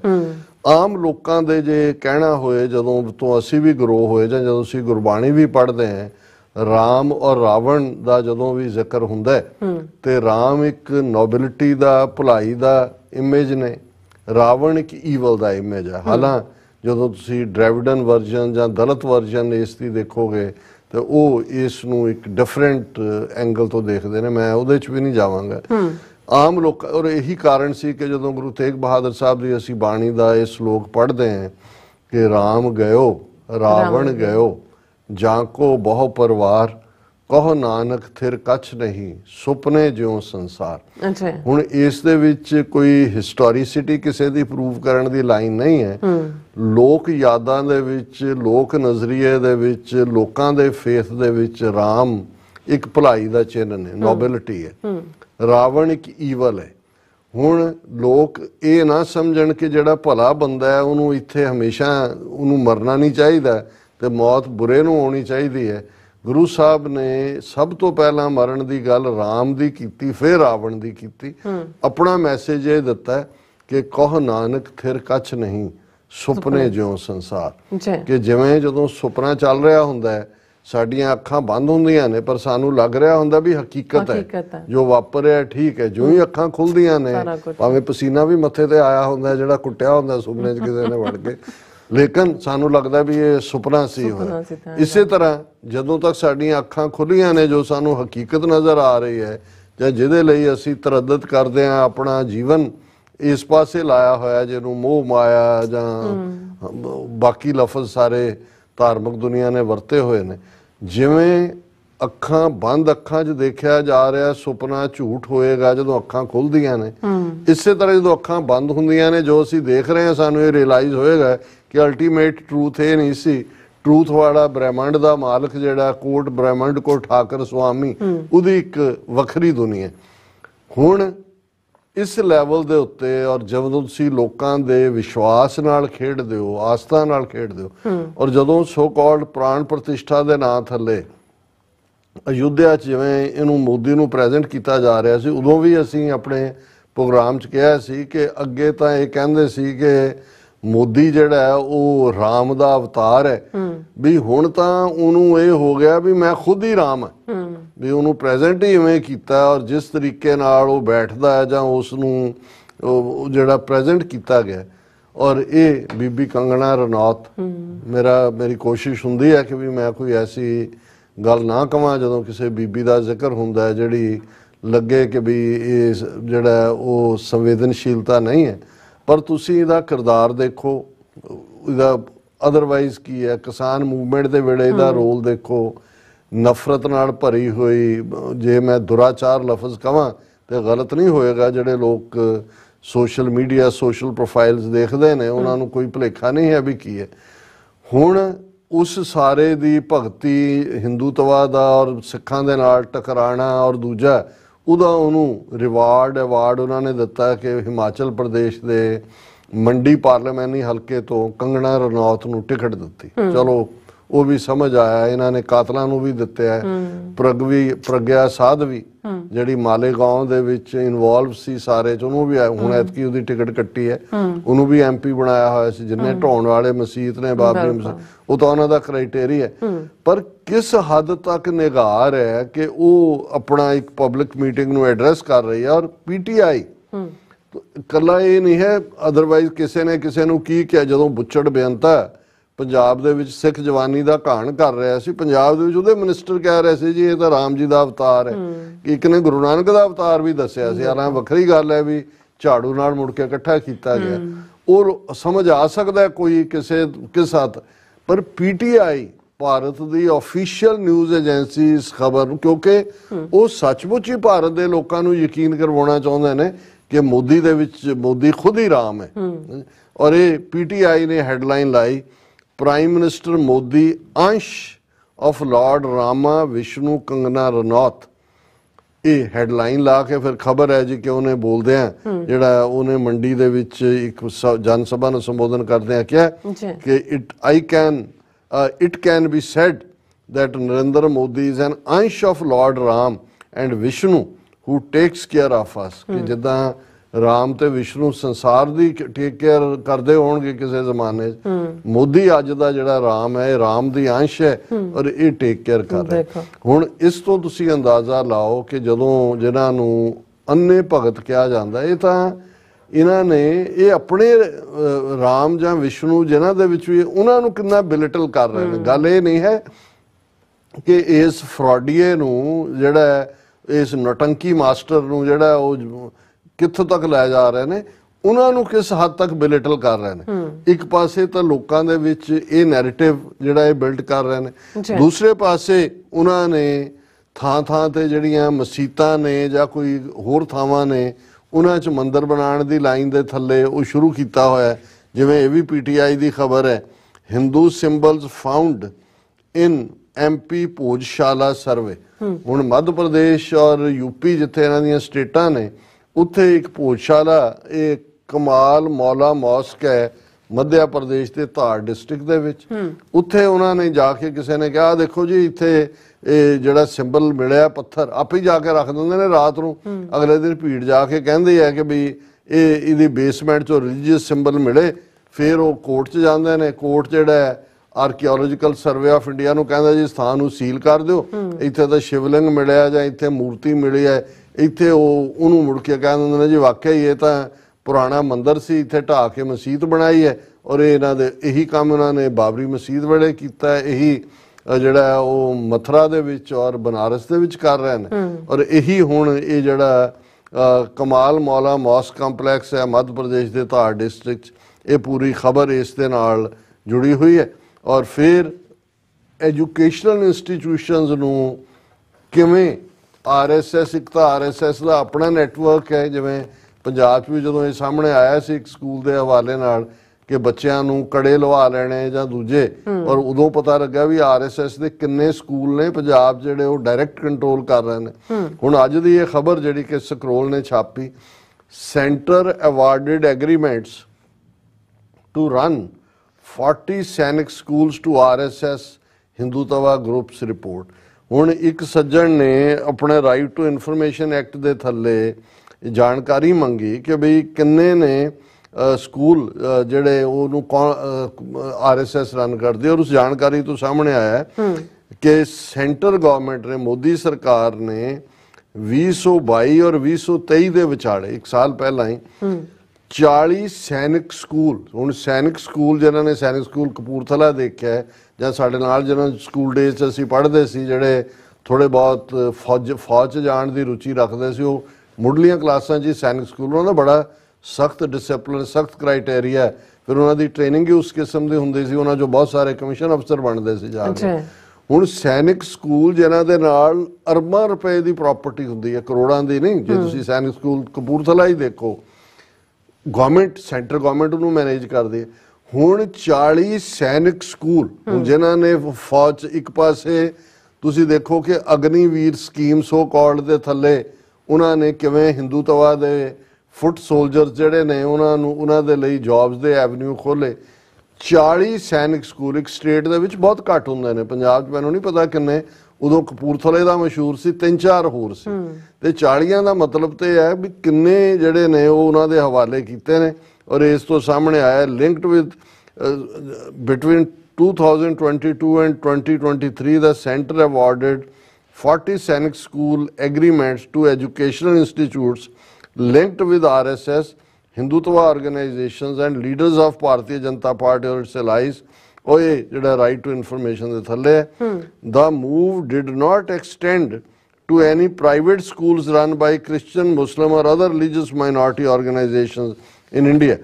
So, ਜਿਹੜੇ ਹੁਣ ਸੈਂਟਰ ਦੇ ਕੋਲ ਨੇ ਜਿਹੜੇ ਸੈਨਿਕ ਸਕੂਲ ਉਹ ਇਹਨਾਂ ਦੇ ਹਵਾਲੇ ਕਰ ਦਿੱਤੇ ਨੇ, ਔਰ ਸੈਨਿਕ ਸਕੂਲ ਸੁਸਾਇਟੀ ਹੈ ਜਿਹੜੀ ਉਹਨੂੰ ਮੈਨੇਜ ਕਰਦੀ ਹੈ, ਆਟੋਨਮਸ ਬਾਡੀ ਹੈ ਮਿਨਿਸਟਰੀ ਆਫ ਡਿਫੈਂਸ ਦੇ ਥੱਲੇ।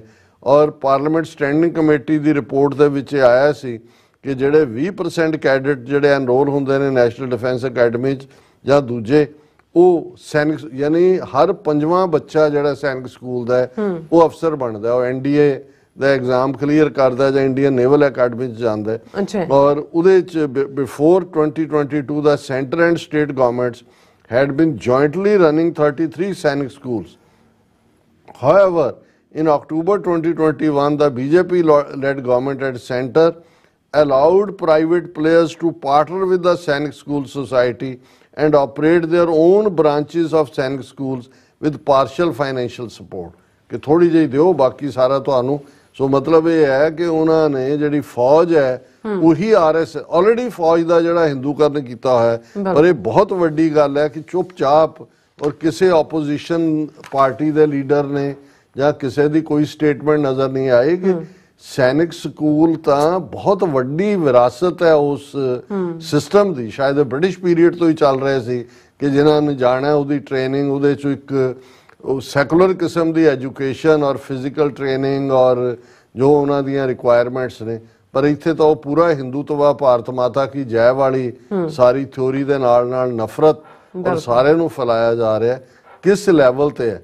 और क्योंकि ये सारा जिहदे थल्ले हो रहा है ਉਹ ਰਾਮ ਦੀ ਅੰਸ਼ ਹੈ, ਵਿਸ਼ਨੂੰ ਦੀ ਅੰਸ਼ ਹੈ, ਬਕੌਲ ਕੰਗਨਾ ਰਣੌਤ।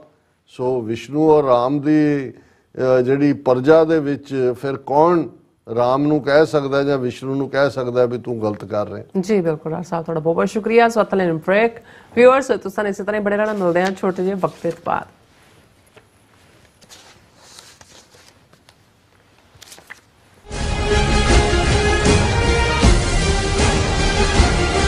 ਤਿੰਨ ਸੌ 25ਵੇਂ ਖਾਲਸਾ ਸਾਜਣਾ ਦਿਵਸ ਨੂੰ ਸਮਰਪਿਤ 7ਵਾਂ ਸਿੱਖ ਨੈਸ਼ਨਲ ਡੇ ਸਿੱਖ ਫਰੀडम ਮਾਰਚ ਅਮਰੀਕਾ ਦੀ ਰਾਜਧਾਨੀ ਵਾਸ਼ਿੰਗਟਨ ਡੀਸੀ ਵਿਖੇ ਆਉਂਦੀ 6 ਅਪ੍ਰੈਲ 2024 ਦਿਨ ਸ਼ਨੀਵਾਰ ਨੂੰ ਕੱਢਿਆ ਜਾ ਰਿਹਾ ਹੈ। ਸਿੱਖ ਕੋਆਰਡੀਨੇਸ਼ਨ ਕਮੇਟੀ ਈਸਟ ਕੋਸਟ ਅਤੇ ਪੰਥਕ ਜਥੇਬੰਦੀਆਂ ਦੇ ਸਹਿਯੋਗ ਨਾਲ ਕੈਪੀਟਲ ਹਿੱਲ ਵਿਖੇ ਕੱਢੇ ਜਾ ਰਹੇ ਫਰੀडम ਮਾਰਚ ਅਤੇ ਰੈਲੀ ਵਿੱਚ ਸ਼ਮੂਲੀਅਤ ਕਰਨ ਲਈ ਆਪ ਸਭ ਨੂੰ ਬੇਨਤੀ ਕੀਤੀ ਜਾਂਦੀ ਹੈ।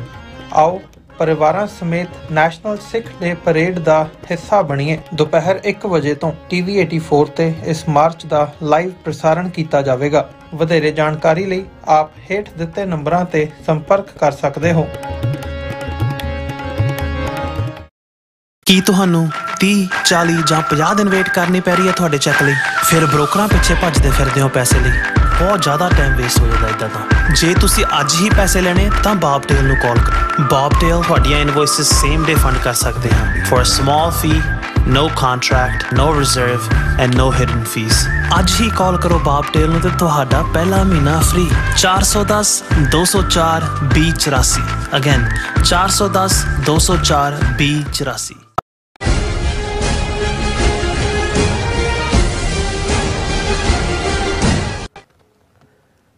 ਦਰਸ਼ਕੋ, ਬ੍ਰੇਕ ਤੋਂ ਬਾਅਦ ਤੁਹਾਡਾ ਸਭ ਦਾ ਭਰਪੂਰ ਸਵਾਗਤ ਹੈ। ਸੋ ਵਿਊਅਰਸ, ਗੱਲਬਾਤ ਕਰਨ ਜਾ ਰਹੇ ਹਾਂ ਜਿਹੜੇ ਸਾਡੇ TV 84 ਦੇ ਵਿਊਅਰ ਬੱਗਾ ਸ਼ੇਰ ਜੀ ਨੇ। ਖਾਲਸਾਨ ਕਿਹੋ ਜਿਹਾ ਹੋਵੇਗਾ ਅਤੇ ਕਿੰਨਾ ਖੁਸ਼ਹਾਲ ਹੋਵੇਗਾ, ਇਸ ਦੀ ਇੱਕ ਤਸਵੀਰ ਖਿੱਚੀ ਹੈ ਔਰ ਇਸ ਲਿਖਤ ਦੇ ਆਪਾਂ 2 ਹਿੱਸੇ ਨੇ ਜਿਹੜੇ ਉਹ ਆਪਾਂ ਤੁਹਾਡੇ ਨਾਲ ਸ਼ੇਅਰ ਕਰ ਚੁੱਕੇ ਹਾਂ ਔਰ ਇਸ ਦਾ ਅਖੀਰਲਾ ਜਿਹੜਾ ਹਿੱਸਾ ਉਹ ਆਪਾਂ ਸ਼ੇਅਰ ਕਰਨ ਜਾ ਰਹੇ ਹਾਂ।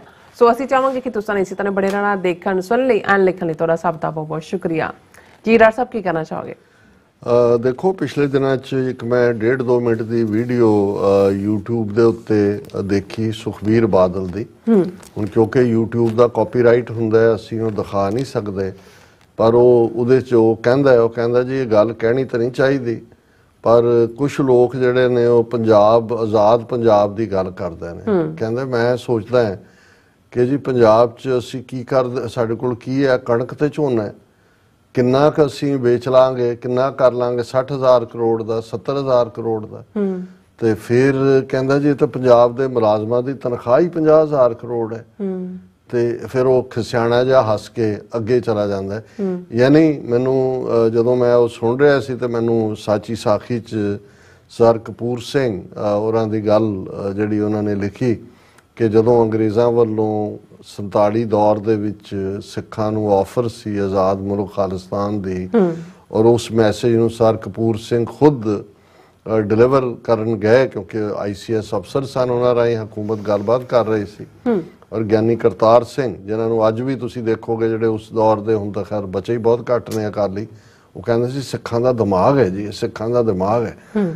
ਤੇ ਉਹਨਾਂ ਦੇ ਨਾਲ ਜਿਹੜੀ ਵਾਰਤਾ ਸਰ ਕਪੂਰ ਸਿੰਘ ਹੋਰਾਂ ਦੀ ਹੋਈ, ਉਹਨਾਂ ਨੇ ਸਾਚੀ ਸਾਖੀ 'ਚ ਅੰਕਿਤ ਕੀਤੀ ਹੈ ਕਿ ਜੀ ਉਹਨਾਂ ਨੇ ਜਦੋਂ ਸਰ ਸਾਹਿਬ ਨੇ ਕਿਹਾ ਕਿ ਵੀ ਆਹ ਆਫਰ ਹੈ ਕਿ ਇੱਥੋਂ ਇੱਥੇ ਤੱਕ ਆ ਇਲਾਕਾ, ਅੰਗਰੇਜ਼ ਉੱਥੇ 25 ਸਾਲ ਜਿਹੜਾ ਹੈ ਉਹਦੀ ਗਰੰਟੀ ਵੀ ਕਰਨਗੇ, ਸਮੁੰਦਰ ਤੱਕ ਐਕਸੈਸ ਵੀ ਦਿੱਤੀ ਜਾਏਗੀ, ਔਰ ਉਸ ਦੇ ਜਵਾਬ 'ਚ ਹਾਂਗਕਾਂਗ ਔਰ ਦੂਜੇ ਜਿੱਥੇ ਸਿੱਖ ਫੌਜ ਹੈ ਉਹ ਉਨੀ ਦੇਰ ਸਰਵ ਕਰਦੀ ਰਹੇਗੀ, ਔਰ ਇਹ ਇੱਕ ਜਿਹੜੀ ਹੈ ਇੰਡੀਪੈਂਡੈਂਟ ਸੋਵਰਨ ਨੇਸ਼ਨ ਹੋਏਗਾ। ਤੇ ਕਹਿੰਦੇ ਨੇ ਗਿਆਨੀ ਕਰਤਾਰ ਸਿੰਘ ਨੇ ਕਿਹਾ ਵੀ ਅੱਛਾ ਜੇ ਇਵੇਂ ਹੋਏਗਾ ਤੇ ਸਮੁੰਦਰ ਤੱਕ ਜੇ ਵੀ ਪਹੁੰਚ ਦੇਣਗੇ ਤੇ ਅਸੀਂ ਜਹਾਜ਼ ਕਿੱਥੋਂ ਲਵਾਂਗੇ? ਤੇ ਕਹਿੰਦੇ ਮੈਂ ਕਿਹਾ ਜੀ ਜਿੱਥੋਂ ਭਾਰਤ ਤੇ ਪਾਕਿਸਤਾਨ ਜਹਾਜ਼ ਲੈਣਗੇ ਉੱਥੋਂ ਹੀ ਅਸੀਂ ਵੀ ਲਵਾਂਗੇ। ਅੱਛਾ, ਜਹਾਜ਼ ਲਈ ਪੈਸੇ ਕਿੱਥੋਂ ਆਉਣਗੇ? ਤੇ ਕਹਿੰਦੇ ਵੀ ਮੈਂ ਸਮਝ ਗਿਆ ਕਿ ਵੀ ਇਹ ਜਿਹੜੀ ਹੈ ਇਸ ਦੇ ਵਿੱਚ ਕੋਈ ਹੋਰ ਬੋਲਦਾ, ਕਿਉਂਕਿ ਬਲਦੇਵ ਸਿੰਘ 500 ਰੁਪਈਆ ਮਹੀਨਾ ਗਿਆਨੀ ਕਰਤਾਰ ਸਿੰਘ ਨੂੰ ਦਿੰਦੇ ਸੀ। ਇਸ ਕਿਸਮ ਦਾ ਵਾਕਿਆ ਉਹਨਾਂ ਨੇ ਲਿਖਿਆ। ਤੇ ਮੈਂ ਜਦੋਂ, ਕਿਉਂਕਿ ਮੈਨੂੰ ਬਾਕੀ ਗੱਲ 'ਚ ਕੀ ਕਿੱਥੇ ਕੀ ਸੀ ਉਹ ਨਹੀਂ ਯਾਦ, ਮੈਨੂੰ ਇਹ ਯਾਦ ਹੈ ਕਿ ਵੀ ਉਹਨਾਂ ਨੂੰ ਕਹਿੰਦੇ ਅੱਛਾ ਆਪਣੇ ਜਹਾਜ਼ ਕਿੱਥੋਂ ਲਵਾਂਗੇ? ਉਹਨੂੰ ਕਹਿੰਦੇ ਜਿੱਥੋਂ ਉਹ ਲੈਣਗੇ, ਪੈਸੇ ਕਿੱਥੋਂ ਆਉਣਗੇ ਜਹਾਜ਼ ਲਈ? ਹੁਣ ਜੇ ਸੁਖਬੀਰ ਬਾਦਲ ਵਰਗਾ ਜਿਹੜਾ ਜਿਹਨੂੰ ਹੁੰਦਾ ਜੀ, ਦੇਖੋ ਅਮਰੀਕਾ 'ਚੋਂ MBA ਕਰਕੇ ਗਿਆ, ਜੇ ਇਸ ਇਹ ਬੇਈਮਾਨੀ ਹੈ, ਇਹ ਨਹੀਂ ਹੈ ਵੀ ਇਹਨਾਂ ਨੂੰ ਪਤਾ ਨਹੀਂ ਹੈ ਜਾਂ ਇਹ ਖੋਜ ਨਹੀਂ ਕਰ ਸਕਦੇ ਕਿ ਭਾਈ ਦੁਨੀਆ ਦੇ ਕਿੰਨੇ ਮੁਲਕ ਨੇ, 40 ਮੁਲਕ ਜਿਹੜੇ ਨੇ ਲੈਂਡ ਲੌਕਡ ਨੇ, ਕਿੰਨਿਆਂ ਨਾਲੋਂ ਵੱਡਾ ਸਾਡਾ ਇਲਾਕਾ ਹੈ ਔਰ ਕੀ ਸਾਡੀਆਂ ਸੰਭਾਵਨਾਵਾਂ ਮੌਜੂਦ ਨੇ। ਤੁਸੀਂ ਹੁਣ ਕਿਹੜਾ ਕਣਕ ਤੇ ਝੋਨੇ ਦੇ ਨਾਲ ਸਟੇਟ ਨੂੰ ਰਨ ਕਰਦੇ ਹੋ, ਇਹਦੇ ਬਾਵਜੂਦ ਕਿ ਭਾਈ ਕਿੰਨਾ ਕੁਛ ਹੈ ਸਟਿਲ ਜਿਹੜਾ ਹੈ ਉਹ ਤੁਸੀਂ ਕਰਜ਼ੇ 'ਚ ਆਪ ਦੱਬਿਆ ਇਹਨਾਂ ਨੂੰ ਲੁੱਟ ਖਸੁੱਟ ਕਰਕੇ। ਤੇ ਸਾਡੇ ਵੀਰ ਬੱਗਾ ਸ਼ੇਰ ਜਿਨ੍ਹਾਂ ਨੇ, ਜਦੋਂ ਲੋਕ ਇਹ ਪੁੱਛਦੇ ਨੇ ਵੀ ਖਾਲਿਸਤਾਨ 'ਚ ਵੱਖਰਾ ਕੀ ਹੋਏਗਾ ਔਰ ਇਕਨੋਮੀ ਨੂੰ ਲੈ ਕੇ ਵੀ ਹੁੰਦਾ ਹੈ, ਲੈਂਡ ਲੌਕਡ ਨੂੰ ਲੈ ਕੇ ਵੀ ਹੁੰਦਾ ਹੈ, ਇਹ ਸਵਾਲ ਆਉਂਦੇ ਨੇ। ਔਰ ਉਹਨਾਂ ਨੇ ਜਿਹੜਾ ਇੱਕ ਡ੍ਰੀਮ ਕਿ ਇਸ ਤਰੀਕੇ ਦੇ ਨਾਲ, ਔਰ ਉਹਨਾਂ ਨੇ ਉਹਨੂੰ ਇੱਕ ਬੜੇ ਜਿਹੜਾ ਦਿਲਚਸਪ ਕਹਾਣੀ ਦੇ ਰੂਪ ਦੇ ਵਿੱਚ ਪਹਿਲੇ 2 ਪਾਰਟ ਸੀ, ਫਿਰ ਇਹ ਹੋਇਆ ਵੀ ਸਾਡਾ ਸਿਸਟਮ ਵੀ ਹੈਕ ਹੋ ਗਿਆ ਔਰ ਸਾਨੂੰ ਪਤਾ ਹੀ ਨਹੀਂ ਲੱਗਾ। 2 ਮਹੀਨੇ ਮੈਨੂੰ ਲੱਗਾ ਕਿ ਬਈ ਕੋਈ ਲਿਖਤ ਨਹੀਂ ਆ ਰਹੀ। ਫਿਰ ਜਦੋਂ ਤੱਕ ਆਈ ਵੀ ਟੈਸਟ ਤੇ ਫਿਰ ਮੈਨੂੰ ਇਹ ਨਜ਼ਰ ਆਇਆ ਵੀ ਅਜੇ ਵੀ 1-2 ਵਾਰੀ ਆਈ। ਫਿਰ ਅਸੀਂ ਜਦੋਂ ਜੰਗ 'ਚ ਜਾ ਕੇ ਦੇਖਿਆ ਤੇ ਉਹ ਵੀ ਅਸੀਂ ਬਹੁਤ ਥੋੜੀਆਂ ਰਿਟਰੀਵ ਕਰ ਸਕੇ। ਸੋ ਇਹ ਵੀਰ ਬੱਗਾ ਸ਼ੇਰ ਜੀ ਨੇ ਜਿਹੜਾ ਤੀਸਰਾ ਪਾਰਟ ਸੀ ਉਹਨਾਂ ਦੀ ਡ੍ਰੀਮ ਸਟੋਰੀ ਦਾ, ਔਰ ਉਹਨਾਂ ਨੇ ਡ੍ਰੀਮ ਮਰਚੈਂਟ ਹੀ ਆਪਣੇ ਆਪ ਨੂੰ ਕਿਹਾ। ਔਰ ਇਹ ਡ੍ਰੀਮ ਪ੍ਰੋਜੈਕਟ ਹੈ, ਇਹ ਬੜਾ ਖੂਬਸੂਰਤ ਹੈ ਕਿਉਂਕਿ ਜਿਹੜੇ ਪਹਿਲੇ 2 ਪਾਰਟ ਜਿਨ੍ਹਾਂ ਨੇ ਸੁਣੇ ਨੇ ਉਹਨਾਂ ਦੇ ਲਈ ਜਿਹੜਾ ਹੈ ਉਹ, ਕਿਉਂਕਿ ਨਿਸ਼ਾਨ ਸਿੰਘ ਇੱਕ ਕਰੈਕਟਰ ਹੈ ਜਿਹੜਾ ਉਹ ਆਪਣੇ ਪਰਿਵਾਰ ਨਾਲ, ਬੱਚਿਆਂ ਦੇ ਨਾਲ ਜਿਹੜੀ ਚੇਂਜ ਹੈ ਉਸ ਨੂੰ ਦੇਖ ਰਿਹਾ। ਫਿਰ ਹੈ ਕਿ ਨਿਸ਼ਾਨ goes to his brother's house who is living in the village and inquires about this year's crop। ਕਿ ਉਹ ਆਪਣੇ ਭਰਾ ਦੇ ਪਿੰਡ 'ਚ ਜਾਂਦਾ, ਜਿਹੜਾ ਇੱਕ ਪਿੰਡ 'ਚ ਭਰਾ ਕੋਲ ਜਾਂਦਾ ਤੇ ਉਹ ਇਨਕੁਆਇਰ ਕਰਦਾ ਵੀ ਇਸ ਸਾਲ ਦੀ ਫਸਲ ਕਿਵੇਂ ਹੋਈ। As family has orange and kinnus gardens which is normal in Abor and Fazilka districts। ਹੁਣ ਇਹ ਜਿਹੜੀ ਅਬੋਹਰ ਤੇ ਫਾਜ਼ਿਲਕਾ ਜ਼ਿਲ੍ਹੇ ਨੇ ਇਹਨਾਂ ਦੀ ਰੇਤਲੀ ਜ਼ਮੀਨ ਹੈ ਇਹਦੇ 'ਚ, ਔਰ ਇਹਦੇ 'ਚ ਨਰਮਾ ਕਪਾਹ ਬਹੁਤ ਹੁੰਦੀ ਹੈ। ਔਰ ਜਿਹੜੇ ਕਿੰਨੂ ਔਰ ਔਰੇਂਜਸ ਨੇ, ਜਿਸ ਜ਼ਮਾਨੇ 'ਚ ਮਾਲਟੇ ਹੁੰਦੇ ਸੀ, ਮਾਲਟੇ ਵੀ ਇਸ ਬੈਲਟ 'ਚ ਬਹੁਤ ਹੁੰਦੇ ਸੀ। ਸੋ ਉਹਨਾਂ ਨੇ ਕਿਹਾ ਜੀ ਉਹਨਾਂ ਦੇ ਕਿੰਨੂ ਔਰ ਸੰਤਰਿਆਂ ਦੇ ਬਾਗ ਨੇ ਔਰ ਅਬੋਹਰ ਫਾਜ਼ਿਲਕਾ ਡਿਸਟ੍ਰਿਕਟ 'ਚ ਰਹਿੰਦੇ ਨੇ। ਉਸ ਪਿੰਡ 'ਚੋਂ ਆਪਣੇ ਭਰਾ ਕੋਲ ਗਿਆ। His brother tells him that due to ports on country's rivers, government has made it easy for the people to transport their produce to neighboring countries, which also fetches fine price for their produce, be it fruits, grains or cotton। उन्हें बड़ी दिलचस्प गल है और उन्होंने फिर foot note भी लिखा है। एक ज़माना सी जदों के ਕੱਲ ਅਸੀਂ ਜ਼ਿਕਰ ਕੀਤਾ 2 ਅਪ੍ਰੈਲ ਦਾ ਕਿ ਵੀ ਕਿਵੇਂ ਮਹਾਰਾਜਾ ਰਣਜੀਤ ਸਿੰਘ ਦਾ ਇੱਕ ਇਤਿਹਾਸਕ ਬਲੰਡਰ, ਜਿਹਨੂੰ ਮੈਂ ਬਲੰਡਰ ਕਹਿੰਦਾ, ਕੁਛ ਉਹਨੂੰ ਜਸਟੀਫਾਈ ਕਰਦੇ ਨੇ, ਅੰਮ੍ਰਿਤਸਰ ਦੀ ਟੀਟੀ ਜਿਹਦੇ ਥੱਲੇ ਸਤਲੁਜ ਦਰਿਆ ਜਿਹੜਾ ਹੈ ਉਹ ਹੱਦ ਮਿਥ ਲਿਆ ਗਿਆ ਸੀ।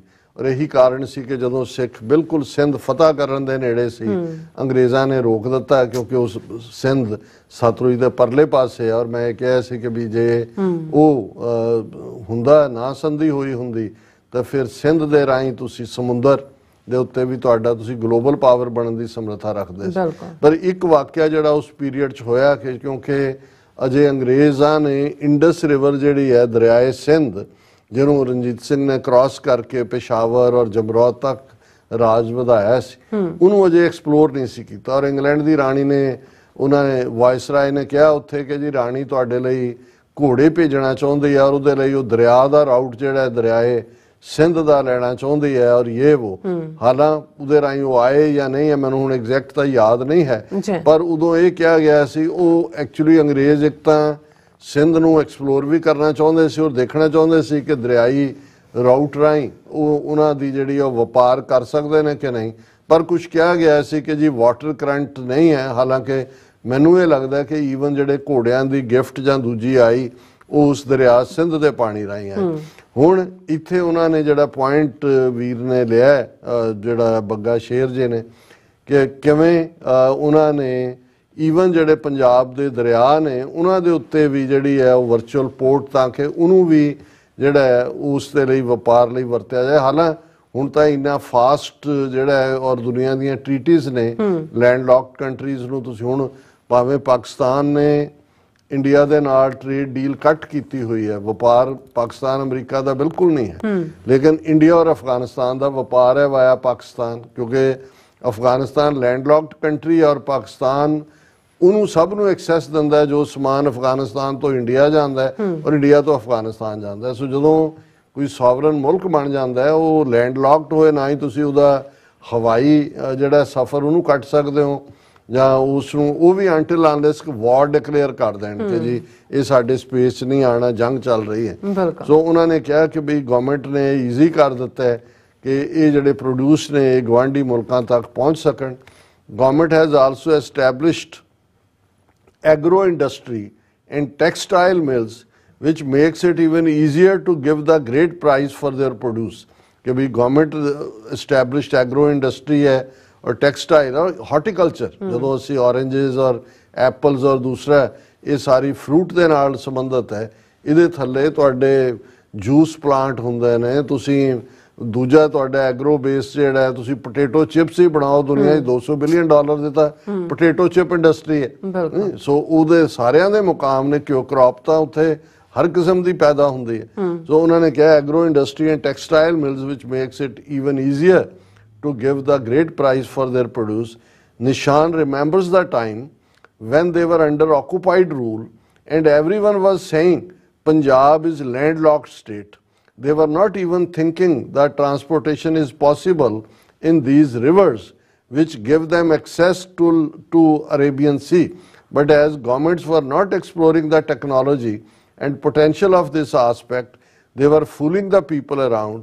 New borders also open the road routes which are again beneficial for further trade till Middle East and Europe. ਇਹ ਬਿਲਕੁਲ ਠੀਕ ਮੈਂ ਆਲਰੇਡੀ ਐਕਸਪਲੇਨ ਕੀਤਾ ਹੈ। ਈਵਨ ਲੈਂਡ ਰਾਊਟ ਜਿਹੜਾ ਤੁਹਾਡਾ ਮਿਡਲ ਈਸਟ ਤੱਕ ਯੂਰਪ ਤੱਕ ਇਹ ਸਾਰਾ ਜਦੋਂ ਕੋਲੰਬਸ ਨੇ ਲੱਭਿਆ ਨਹੀਂ ਸੀ ਇਧਰਲਾ ਹਿੱਸਾ ਜਾਂ ਵਾਸਕੋ ਡੀ ਗਾਮਾ ਨੇ ਯੂਰਪ ਤੋਂ ਉਧਰਲਾ ਹਿੱਸਾ ਤਾਂ ਕਿਹੜੀ ਟ੍ਰੇਡ ਨਹੀਂ ਸੀ ਹੁੰਦੀ। ਯੂਰਪ ਤੱਕ ਜਾਣ ਲਈ ਵੀ ਲੈਂਡ ਲੌਕਡ, ਹੁਣ ਤਾਂ ਵਧੀਆ ਵਹੀਕਲ ਔਰ ਘੱਟ ਸਫ਼ਰ ਔਰ ਹਾਈਬ੍ਰਿਡ ਔਰ ਈਵਨ ਇਲੈਕਟ੍ਰਿਕ ਸਿਸਟਮ ਸਾਰੀ ਟੈਕਨੋਲੋਜੀ ਉਹ ਤਾਂ ਘੰਟਿਆਂ ਦਾ ਕੰਮ ਹੈ ਕਿਤੇ ਵੀ ਸਮਾਨ ਪਹੁੰਚਾਉਣਾ। Family was having a tea when Nishan's colonel uncle, who just retired from army and also served in army under occupied rule, comes and Nishan greets him कि वो जो चाह पी रहे सी ते निशान दा अंकल जड़ा रिटायर कर्नल उस खालिस्तान दी फौज चो होया उस तो पहला वो इंडियन ऑक्यूपाइड पंजाब दे वेले भी अफसर सी क्योंकि फौज उधर वो ट्रांसफर हुई।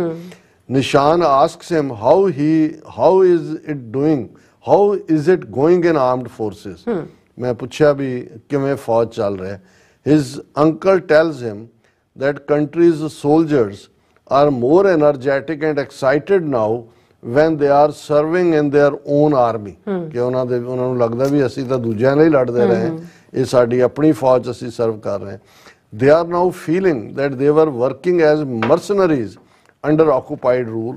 He also tells that government is producing the weapons for all the three wings of Army, Air Force and Navy.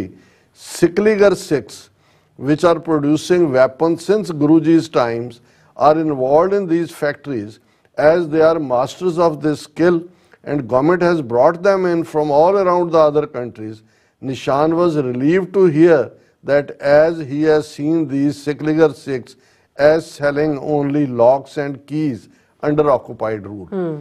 ਹੁਣ ਸਿਕਲੀਗਰ ਵਣਜਾਰੇ ਸਿੱਖ ਜਿਹੜੇ ਉੱਥੇ ਸਾਈਕਲਾਂ ਦੇ ਉੱਤੇ ਵਿਚਾਰੇ ਚਾਬੀਆਂ ਤੇ ਤਾਲੇ ਹੀ ਵੇਚਦੇ ਨੇ ਜਾਂ ਘਰਾਂ ਦੇ ਕੁੰਡੇ ਠੀਕ ਕਰਨ ਤੇ ਹੁੰਦੇ ਨੇ ਜਾਂ ਉਹ ਛੁਰੀਆਂ ਕਾਂਟੇ ਤੇਜ਼ ਕਰਨ ਤੇ ਹੁੰਦੇ ਨੇ।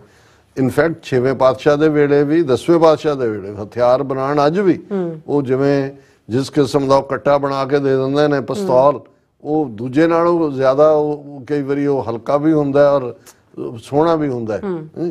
ਔਰ ਉਹਨਾਂ ਨੇ ਕਿਹਾ ਵੀ ਅੰਕਲ ਨੂੰ ਪੁੱਛਿਆ ਉਹਨਾਂ ਨੇ ਕਿਹਾ ਜੀ ਸਿਕਲੀਗਰ ਸਿੱਖ ਜਿਹੜੇ ਨੇ ਉਹ ਸਾਡੀ ਮੁਲਕ ਦੇ ਵਿੱਚ ਵੈਪਨ ਪ੍ਰੋਡਿਊਸ ਹੋ ਰਹੇ ਨੇ ਔਰ ਉਹਨਾਂ ਨੇ ਕਿਹਾ ਕਿ ਭਾਈ ਇਸ ਤੇ ਮੈਨੂੰ ਤਸੱਲੀ ਹੋਈ। Nishan Singh with his kids then go to farm and inspects the crops ਉਹ ਬੱਚਿਆਂ ਨਾਲ ਜਾਂਦਾ ਦੇਖਦਾ ਹੈ। He then asked his domestic help Makhan Singh who is 70-year-old man and working with his father and brother since long time. He explains Nishan that they were referred as Dalits in occupied rule under Brahman's influence. Now when the country becomes free, their life changed drastically. Their social status is improved as all humans are equal in country now and there is no Jat Path in villages, no institutions based on that. Government has started schemes to improve the education of downtrodden, which is only way to uplift their quality of life. Nishan remembers how governments under occupied rule were making fools of these people by distributing them free rations and not giving them quality education. ਇਹ ਹੈ ਜਦੋਂ ਕਈਆਂ ਦਾ ਪੁੱਛਿਆ ਜਾਂਦਾ ਹੈ ਕਿ ਜੀ ਜ਼ਾਤ ਪਾਤ ਹੋਏਗਾ ਫਲਾਣਾ, ਜਿਵੇਂ ਕਿ ਇਸ ਕਿਸਮ ਦੇ ਸ਼ੰਕੇ ਖੜੇ ਕੀਤੇ ਜਾਂਦੇ। ਸੋ ਇਹ ਵੀ ਇੱਕ ਦਿਖਾਇਆ ਕਿ ਭਾਈ ਉਹ ਇੱਕ ਬਜ਼ੁਰਗ ਜਿਹੜਾ ਉਹ ਕਹਿੰਦਾ ਵੀ ਇਸ ਮੁਲਕ ਦੇ ਵਿੱਚ ਕੋਈ ਹੁਣ ਭੇਦਭਾਵ ਨਹੀਂ ਹੈ, ਕੋਈ ਐਸੀਆਂ ਸੰਸਥਾਵਾਂ ਨਹੀਂ ਨੇ ਜਿਹੜੀਆਂ ਭੇਦਭਾਵ ਕਰਦੀਆਂ ਹੋਣ, ਹਰ ਇੱਕ ਦੇ ਨਾਲ ਬਰਾਬਰੀ ਦਾ ਸਲੂਕ ਹੈ ਔਰ ਉਹਨਾਂ ਦੇ ਬੱਚਿਆਂ ਨੂੰ ਵੀ ਜਿਹੜਾ ਉਹ ਕੁਆਲਿਟੀ ਐਜੂਕੇਸ਼ਨ ਮਿਲ ਰਹੀ ਹੈ। ਇਨਫੈਕਟ ਖਾਲਿਸਤਾਨ ਦੇ ਐਲਾਨਨਾਮੇ 'ਚ ਵੀ ਇਹ ਮੈਂਸ਼ਨ ਹੈ ਕਿ ਭਾਈ ਵਿਦਿਆ ਦੇ ਉੱਤੇ ਜਿਹੜੀ ਹਜ਼ਾਰੇਦਾਰੀ ਹੈ, ਪ੍ਰਾਈਵੇਟ ਸਕੂਲ ਤੇ ਕ੍ਰਿਸਚਨ ਸਕੂਲ ਤੇ ਹਿੰਦੂ ਸਕੂਲ ਤੇ ਫਲਾਣੇ, ਇਹਨੂੰ ਵੀ ਜਿਹੜਾ ਰਾਜ ਸ਼ਕਤੀ ਦੇ ਨਾਲ ਖਤਮ ਕੀਤਾ ਜਾਏਗਾ ਤਾਂ ਕਿ ਆਮ ਸ਼ਹਿਰੀਆਂ ਨੂੰ ਵੀ ਕੁਆਲਿਟੀ ਐਜੂਕੇਸ਼ਨ ਮੁਹੱਈਆ ਹੋਏ। ਔਰ ਅਖੀਰਲਾ ਪੈਰਾਗ੍ਰਾਫ ਹੈ ਉਹਨਾਂ ਦਾ, Nishan returns back to home and reads newspaper, ਕਿ ਉਹ ਘਰ ਆ ਜਾਂਦਾ ਹੈ। ਹੁਣ news 1, government has made a law according to which all Punjabis around the world can keep their money in the country's banks with full secrecy, which will give them assured returns and improve the country's economy. कि भाई दुनिया भर के पंजाबियों को कहा भी तुसी खालिस्तान के बैंकों 'च पैसा रखो, तुहानू योग रिटर्न भी मिलेगी, सीक्रेसी भी होएगी और तुहाडी मनी सेफ है। Government has banned all types of tobacco products and limited the sale of liquor and arms to ban it also in coming years. Liquor and aims to, not arms, liquor and aim to ban it also in coming years. कि government ने हर किस्म के तंबाकू के उत्ते पाबंदियां ला दित्तियां ने और शराब की विक्री भी महदूद कर दी है और हौली हौली इसनूं खत्म किया जाएगा, जिहड़ा इसनूं अल्कोहल फ्री स्टेट होएगी। Tourism minister has devised a plan to develop Harike sanctuary on a grand scale and attract tourist here. असीं जिक्र किया सी एक सैगमेंट दे विच कि जिथे सतलुज ते ब्यास मिलते हैं हरीके, वो किवें वर्ल्ड क्लास सैंक्चुरी है। 90,000 तो ज़्यादा माइग्रेटरी बर्ड साइबेरिया यूरोप तो आउंदे ने। सो एक जिहड़ा खबर है कि सरकार ने ये ऐलान किया है, टूरिज्म डिपार्टमेंट ने, कि इनू असी वड्डे पैमाने पर डिवेलप करांगे ताकि इत्थे टूरिस्ट आण। Also religious tourism will be promoted on big level, धार्मिक थावां दा। All the canals of country will be covered with solar panels and thermal power plants will be shut down completely and slowly.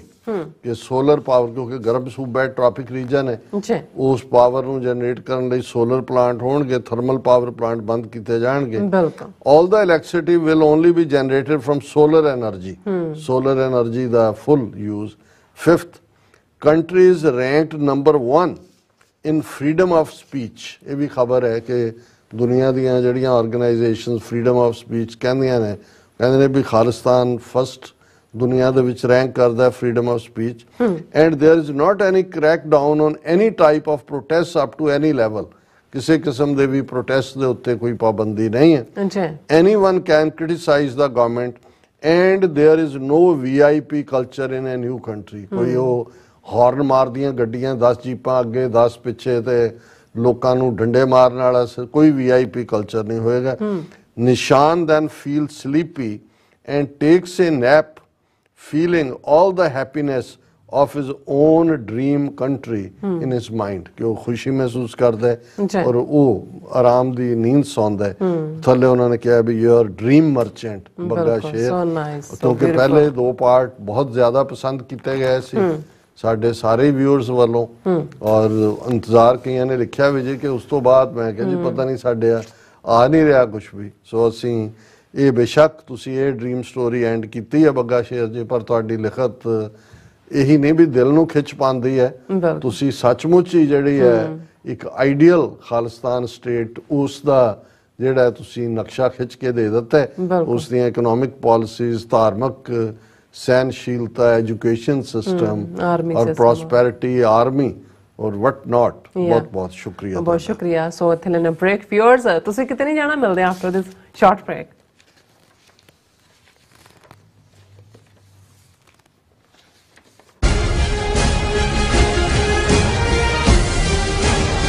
ਤਿੰਨ ਸੌ 25ਵੇਂ ਖਾਲਸਾ ਸਾਜਣਾ ਦਿਵਸ ਨੂੰ ਸਮਰਪਿਤ 7ਵਾਂ ਸਿੱਖ national ਡੇ ਸਿੱਖ freedom March America ਦੀ ਰਾਜਧਾਨੀ Washington DC ਵਿਖੇ ਆਉਂਦੀ 6 ਅਪ੍ਰੈਲ 2024 ਦਿਨ ਸ਼ਨੀਵਾਰ ਨੂੰ ਕੱਢਿਆ ਜਾ ਰਿਹਾ ਹੈ। ਸਿੱਖ ਕੋਆਰਡੀਨੇਸ਼ਨ ਕਮੇਟੀ ਈਸਟ ਕੋਸਟ ਅਤੇ ਪੰਥਕ ਜਥੇਬੰਦੀਆਂ ਦੇ ਸਹਿਯੋਗ ਨਾਲ ਕੈਪੀਟਲ ਹਿੱਲ ਵਿਖੇ ਕੱਢੇ ਜਾ ਰਹੇ ਫਰੀडम ਮਾਰਚ ਅਤੇ ਰੈਲੀ ਵਿੱਚ ਸ਼ਮੂਲੀਅਤ ਕਰਨ ਲਈ ਆਪ ਸਭ ਨੂੰ ਬੇਨਤੀ ਕੀਤੀ ਜਾਂਦੀ ਹੈ। ਆਓ ਪਰਿਵਾਰਾਂ ਸਮੇਤ ਨੈਸ਼ਨਲ ਸਿੱਖ ਡੇ ਪਰੇਡ ਦਾ ਹਿੱਸਾ ਬਣੀਏ। ਦੁਪਹਿਰ 1 ਵਜੇ ਤੋਂ TV 84 ਤੇ ਇਸ ਮਾਰਚ ਦਾ ਲਾਈਵ ਪ੍ਰਸਾਰਣ ਕੀਤਾ ਜਾਵੇਗਾ। ਵਧੇਰੇ ਜਾਣਕਾਰੀ ਲਈ ਆਪ ਹੇਠ ਦਿੱਤੇ ਨੰਬਰਾਂ ਤੇ ਸੰਪਰਕ ਕਰ ਸਕਦੇ ਹੋ। ਕੀ ਤੁਸੀਂ ਆਪਣੇ ਟੈਕਸਸ ਨੂੰ ਲੈ ਕੇ ਚਿੰਤਤ ਹੋ? ਤੁਸੀਂ ਆਪਣੀ ਕਮਾਈ ਲਈ ਮਿਹਨਤ ਕਰਦੇ ਹੋ, ਭਾਵੇਂ ਤੁਸੀਂ ਨੌਕਰੀ ਵਿੱਚ ਹੋਵੋ ਜਾਂ ਆਪਣਾ ਬਿਜ਼ਨਸ ਚਲਾਉਂਦੇ ਹੋ। ਜਦੋਂ ਟੈਕਸ ਭਰਨ ਦਾ ਸਮਾਂ ਆਉਂਦਾ ਤਾਂ ਤੁਹਾਨੂੰ ਇੱਕ ਭਰੋਸੇਯੋਗ ਟੈਕਸ ਅਕਾਊਂਟੈਂਟ ਦੀ ਲੋੜ ਹੈ ਜੋ ਟੈਕਸ ਬੈਲੈਂਸ ਦਾ ਤੁਹਾਡੇ ਪੱਖ ਵਿੱਚ ਜਾਣਾ ਯਕੀਨੀ ਬਣਾਵੇ। ਸਿਆਟਲ ਦੀ ਜਾਣੀ ਪਹਿਚਾਣੀ company accurate accountants and taxes ਤੁਹਾਡੀ ਸੇਵਾ ਵਿੱਚ ਹਾਜ਼ਰ ਹੈ। ਅਸੀਂ ਹਰ ਤਰ੍ਹਾਂ ਦੇ ਟੈਕਸ ਭਰਨ ਵਿੱਚ ਤੁਹਾਡੀ ਮਦਦ ਕਰਾਂਗੇ। ਟੈਕਸ ਸੰਬੰਧੀ ਕਿਸੇ ਵੀ ਤਰ੍ਹਾਂ ਦੇ ਸਵਾਲ ਲਈ ਅੱਜ ਹੀ ਸਾਡੇ ਤੱਕ ਪਹੁੰਚ ਕਰੋ। Accurate accountants and Texas.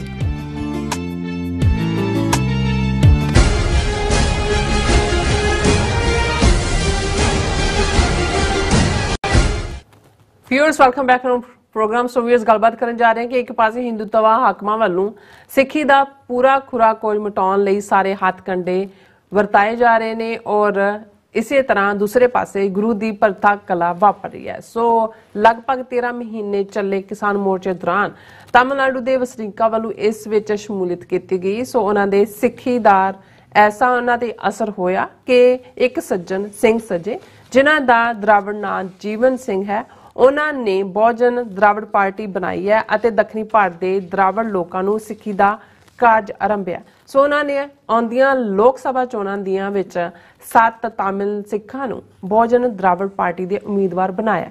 ਸੋ ਇਹ ਇੱਕ ਬਹੁਤ ਵੱਡੀ ਤਬਦੀਲੀ ਹੈ। ਦਰਾਵੜ ਨਸਲ ਦੇ ਲੋਕ ਜਿਹੜੇ ਨੇ ਉਹ ਜਾਤ-ਪਾਤ ਰਹਿਤ ਸਮਾਜ ਸਿਰਜਣ ਲਈ ਸਿੱਖੀ ਕਦਰਾਂ ਕੀਮਤਾਂ ਵੱਲ ਖਿੱਚੇ ਤੁਰੇ ਆ ਰਹੇ। ਸੋ ਇਸ ਬਾਰੇ ਆਪਾਂ ਗੱਲਬਾਤ ਕਰਨ ਜਾ ਰਹੇ ਹਾਂ ਔਰ ਨਾਲ ਜਿਹੜੇ ਤੁਹਾਡੇ ਲਾਈਵ ਮੈਸੇਜ ਨੇ ਔਰ ਗੁਰਬਾਣੀ ਵਿਚਾਰਾਂ ਨੇ ਉਹ ਤੁਹਾਡੇ ਨਾਲ ਸਾਂਝੀਆਂ ਕਰਾਂਗੇ। ਸੋ ਅਸੀਂ ਚਾਹਾਂਗੇ ਕਿ ਤੁਸੀਂ ਇਸੇ ਤਰ੍ਹਾਂ ਬਣੇ ਰਹਿਣਾ।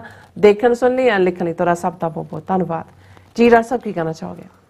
देखो कुछ समा पहला एक आर्टिकल साडियां नज़रां चों गुजरिया सी, लिखिया किसी तामिल स्कॉलर दा सी जिहड़ा पंजाब दी किसी यूनिवर्सिटी च सी और उन्हें ਉਹ ਸਾਂਝਾਂ ਦਿੱਤੀਆਂ ਕਿ ਜਦੋਂ ਇੰਡਸ ਵੈਲੀ ਸਿਵਲਾਈਜੇਸ਼ਨ ਸੀ ਇਸ ਖਿੱਤੇ ਦੇ ਵਿੱਚ ਜਿਸ ਬਾਰੇ ਇੱਕ ਵਿਊ, ਕਿਉਂਕਿ ਇਦਾਂ ਦੇ ਮੁੱਦਿਆਂ ਤੇ ਕੋਈ ਕੰਸੈਂਸਸ ਨਹੀਂ ਹੁੰਦੀ, ਡਿਫਰੈਂਟ ਵਿਊ ਪੁਆਇੰਟਸ ਹੁੰਦੇ ਨੇ। ਇੱਕ ਵਿਊ ਇਹ ਹੈ ਕਿ ਜਿਹੜੇ ਡ੍ਰੈਵਿਡਨ ਰੇਸ ਜਿਹੜੇ ਅੱਜ 5 ਦੱਖਣੀ ਭਾਰਤ ਦੇ ਸੂਬਿਆਂ 'ਚ ਨੇ ਉਹ ਇਨਫੈਕਟ ਇੰਡਸ ਵੈਲੀ ਸਿਵਲਾਈਜੇਸ਼ਨ 'ਚ ਭਾਰਤ ਦੇ ਜਾਂ ਉਸ ਖਿੱਤੇ ਦੇ ਮੂਲ ਨਿਵਾਸੀ ਉਹ ਲੋਕ ਹੀ ਸੀ ਔਰ ਕਿਵੇਂ ਫਿਰ ਆਰੀਅਨਸ ਨੇ ਉਹਨਾਂ ਦੀ ਸਿਵਲਾਈਜੇਸ਼ਨ ਤਬਾਹ ਕੀਤੀ ਤੇ ਉਹਨਾਂ ਨੂੰ ਧੱਕ ਕੇ ਸਮੁੰਦਰ ਤੱਕ ਲੈ ਗਏ। ਔਰ ਉਹਦੇ 'ਚ ਕੁਝ ਸਾਂਝਾਂ ਦੀ ਗੱਲ ਸੀ ਕਿ ਕਿਹੜੀਆਂ ਚੀਜ਼ਾਂ ਜਿਹੜਾ ਸਿੱਖੀ ਵੈਲਿਊਜ਼ ਬਾਅਦ ਦੇ ਵਿੱਚ ਇਹਦੇ 'ਚ ਕਾਫੀ ਉਸ ਓਰੀਜਨਲ ਥਾਟ ਦੀ ਗੱਲ ਵੀ ਹੈ ਔਰ ਉਹ ਕਿਵੇਂ ਸਿਮਿਲਰ ਹੈ। ਇਹਦੇ 'ਚ ਕੋਈ ਸ਼ੱਕ ਨਹੀਂ ਹੈ ਵੀ ਕਿਉਂਕਿ ਪੰਜਾਬ ਦਾ ਬੇਸ਼ੱਕ ਉੱਤਰੀ ਭਾਰਤ ਦੇ ਸਾਰੇ ਖਿੱਤੇ ਦੇ ਵਿੱਚ ਜਿਹੜੀ ਸੰਤ ਭਾਸ਼ਾ ਦੇ ਥੱਲੇ ਜਾਂ ਦੂਸਰੇ ਗੁਰੂ ਸਾਹਿਬਾਨ ਦੀਆਂ ਟਰੈਵਲਸ ਤਾਂ ਸਾਊਥ ਦੀਆਂ ਵੀ ਨੇ। श्रीलंका भी गए ਜਿਹਦਾ ਪੁਰਾਣਾ ਨਾਂ ਸੰਗਲਾ ਦੀਪ ਸੀ ਔਰ ਉਹਦੇ ਲਈ ਵੀ ਰਾਮੇਸ਼ਵਰਮ ਔਰ ਦੂਸਰਾ ਜਿਹੜੇ ਤਾਮਿਲਨਾਡ 'ਚ ਹੈ ਉੱਥੋਂ ਹੀ ਗੁਜ਼ਰੇ ਔਰ ਇਹ ਹੋ ਨਹੀਂ ਸਕਦਾ ਕਿ ਵੀ ਉਸ ਪੀਰੀਅਡ ਦੇ ਵਿੱਚ ਜਿਹੜਾ ਹੈ ਉਹ ਉੱਥੇ ਉਹਨਾਂ ਦੇ ਗੁਰੂ ਨਾਨਕ ਸਾਹਿਬ ਦੇ ਸਿੱਖ ਜਾਂ ਧਰਮਸਾਲ ਨਾ ਬਣੀ ਹੋਏ। ਪਰ ਕਿਉਂਕਿ ਫਿਰ 17ਵੀਂ 18ਵੀਂ ਸਦੀਆਂ 2 ਸਦੀਆਂ ਇੱਧਰ ਹੀ ਸਿੱਖਾਂ ਦੀ ਸਰਵਾਈਵਲ ਦੀ ਲੜਾਈ ਸ਼ੁਰੂ ਹੋ ਗਈ ਕਿ ਕਿਤੇ ਵੀ ਜਿੱਥੇ ਉਹ ਪੂਰਾ ਸੀ ਗੁਰੂ ਨਾਨਕ ਸਾਹਿਬ ਜਿੱਥੇ ਜਿੱਥੇ ਗਏ ਜਿੱਥੇ ਯਾਦਗਾਰਾਂ ਧਰਮਸ਼ਾਲਾਵਾਂ ਬਣੀਆਂ ਵੀ ਹੋਣਗੀਆਂ ਉਹਨਾਂ ਦੇ ਨਾਲ ਕੋਈ ਲਿੰਕ ਨਹੀਂ ਬਣਿਆ ਰਹਿ ਸਕਿਆ। ਹਾਲਾਂ ਅਸਾਮ ਜਾਂ ਬੰਗਾਲ ਢਾਕਾ ਜਾਂ ਦੂਜਾ ਉਹ ਰਿਹਾ ਕਿਉਂਕਿ ਗੁਰੂ ਤੇਗ ਬਹਾਦਰ ਸਾਹਿਬ ਵੀ ਗਏ ਔਰ ਬਾਅਦ ਦੇ ਵਿੱਚ ਅਸਾਮੀ ਮੂਲ ਦੇ ਸਿੱਖ ਵੀ ਨੇ, ਦੱਖਣ ਦੇ ਵਿੱਚ ਤੁਹਾਨੂੰ ਮਰਾਠਾ ਸਿੱਖ ਵੀ ਮਿਲਣਗੇ ਜਾਂ ਦੂਸਰੇ ਦੱਖਣੀ ਸਿੱਖ ਵੀ। ਹੁਣ ਔਰ ਜਦੋਂ ਈਵਨ ਵੈਸਟ ਦੇ ਵਿੱਚ ਗੋਰੇ ਸਿੱਖ ਬਣਨ ਲੱਗੇ ਔਰ ਇੱਕ ਰੁਝਾਨ ਭਾਵੇਂ ਉਹ ਹਰਭਜਨ ਯੋਗੀ ਦੇ ਖਾਤੇ 'ਚ ਜਾਂਦਾ ਵੀ ਉਹਨੇ ਸ਼ੁਰੂਆਤ ਕੀਤੀ, ਹਾਲਾਂ ਬਾਅਦ 'ਚੋਂ ਕੰਟਰੋਵਰਸ਼ੀਅਲ ਹੋਇਆ। ਤੇ ਇੱਕ ਬੜਾ ਖੂਬਸੂਰਤ ਆਰਟੀਕਲ ਸਰ ਕਪੂਰ ਸਿੰਘ ਹੋਰਾਂ ਨੇ ਲਿਖਿਆ ਸੀ, white hawk on the western hemisphere. White hawk, ਚਿੱਟਾ ਬਾਜ ਵੈਸਟ ਦੇ ਹੈਮੀਸ, ਕਿਉਂਕਿ ਇਹ ਜਿਹੜੇ ਗੋਰੇ ਸਿੱਖ ਬਣਦੇ ਸੀ ਇਹਨਾਂ ਦਾ ਪਹਿਰਾਵਾ ਵੀ ਚਿੱਟਾ ਹੁੰਦਾ ਸੀ ਕਿ ਭਾਈ ਇਹ 10ਵੇਂ ਪਾਤਸ਼ਾਹ ਦਾ ਬਾਜ ਜਿਵੇਂ ਵੈਸਟਰਨ ਹੈਮੀਸਫੀਅਰ 'ਚ ਵੀ ਆਇਆ ਔਰ ਗੋਰਾ ਨਸਲ ਵੀ ਸਿੱਖੀ ਵੱਲ ਆਈ। ਹੁਣ ਇਹ ਜਿਹੜੀ ਖਬਰ ਅਸੀਂ ਸਾਂਝੀ ਕਰਨ ਜਾ ਰਹੇ ਹਾਂ, ਇਹ ਬੇਸ਼ੱਕ ਇਹ ਬਹੁਜਨ ਦਰਾਵਰ ਪਾਰਟੀ ਦੇ ਜਿਹੜੇ ਫਾਊਂਡਰ ਨੇ ਸਰ ਜੀਵਨ ਸਿੰਘ, ਜਿਹੜੇ ਦੱਖਣੀ ਮੂਲ ਦੇ ਤਾਮਿਲ ਵਕੀਲ, ਔਰ ਇਹ ਆਲਰੇਡੀ ਉਹਨਾਂ ਨੇ ਇੱਕ ਮਾਰਚ ਵੀ ਉੱਥੋਂ ਅਨੰਦਪੁਰ ਸਾਹਿਬ ਤੱਕ ਲੀਡ ਕੀਤਾ ਔਰ ਇਹ ਲੱਗੇ ਹੋਏ ਨੇ ਪ੍ਰਚਾਰ ਕਰਨ ਦੇ ਵਿੱਚ। ਔਰ ਇਹ 13 ਮਹੀਨੇ ਜਦੋਂ ਕਿਸਾਨ ਮੋਰਚਾ ਚੱਲਿਆ ਉਦੋਂ ਵੀ ਇੱਕ 100 ਦੇ ਕਰੀਬ ਜਿਹੜੇ ਤਾਮਿਲ ਨੇ ਉਹ ਆਏ ਸੀ। ਉਹਨਾਂ 'ਚੋਂ ਬਹੁਤ ਸਾਰਿਆਂ ਨੇ ਜਦੋਂ ਸਿੱਖੀ ਵੈਲਿਊ ਸਿਸਟਮ ਔਰ ਜਿਸ ਕਿਸਮ ਦਾ ਦੇਖਿਆ ਤਾਂ ਉਹਨਾਂ ਨੂੰ ਲੱਗਾ ਵੀ ਸਾਡੀ ਥਾਂ ਤੇ ਸਿੱਖੀ 'ਚ ਹੈ। ਹਾਲਾਂ ਸਾਊਥ ਦੇ ਵਿੱਚ ਇਨ ਜਨਰਲ ਜਾਂ ਤਾਮਿਲਨਾਡੂ 'ਚ ਇਨ ਪਰਟੀਕੁਲਰ ਮਿਸਟਰ ਪੈਰੀਆਰ, ਜਿਨ੍ਹਾਂ ਨੇ ਬ੍ਰਾਹਮਣਵਾਦ ਨੂੰ ਰਿਜੈਕਟ ਕੀਤਾ ਪਰ ਉਹ ਨਾਸਤਿਕਤਾ ਦੇ ਦਰਵਾਜ਼ੇ ਤੇ ਚਲੇ ਗਏ, ਮੂਰਤੀਆਂ ਮਾਰਤੀਆਂ ਤੋੜ ਕੇ ਦੂਜਾ ਕੀਤਾ। ਔਰ ਇਸ ਸਾਰੇ ਦੇ ਚੱਲਦੇ ਆ ਸਿੱਖੀ ਦੇ ਵਿੱਚ ਤਾਂ ਸ਼ੁਰੂ ਇੱਕ ਓੰਕਾਰ ਤੋਂ ਆਸਤਿਕਤਾ ਉਹਦਾ ਆਧਾਰ ਹੈ। ਹਾਲਾਂ ਬਾਕੀ ਗੱਲਾਂ ਪੈਰੀਆਰ ਦੀਆਂ, ਬਰਾਬਰੀ ਦੀ, ਸੋਸ਼ਲ ਜਸਟਿਸ, ਬ੍ਰਾਹਮਣਵਾਦ ਦੀ ਐਕਸਪਲੋਇਟੇਸ਼ਨ ਨੂੰ, ਉਸ ਮਾਮਲੇ 'ਚ ਠੀਕ ਹੈ, ਉਹਦੇ 'ਚ ਡਾਕਟਰ ਅੰਬੇਦਕਰ ਜਾਂ ਪੈਰੀਆਰ ਜਾਂ ਬਾਅਦ ਦੇ ਵਿੱਚ ਕਾਂਸ਼ੀ ਰਾਮ ਜਿਹੜੀ ਦਲਿਤ ਮੂਵਮੈਂਟ ਨੂੰ ਜਿਨ੍ਹਾਂ ਨੇ ਲੀਡ ਕੀਤਾ, ਉਹ ਸਾਰੇ ਇੱਕੋ ਪੇਜ ਤੇ ਨੇ।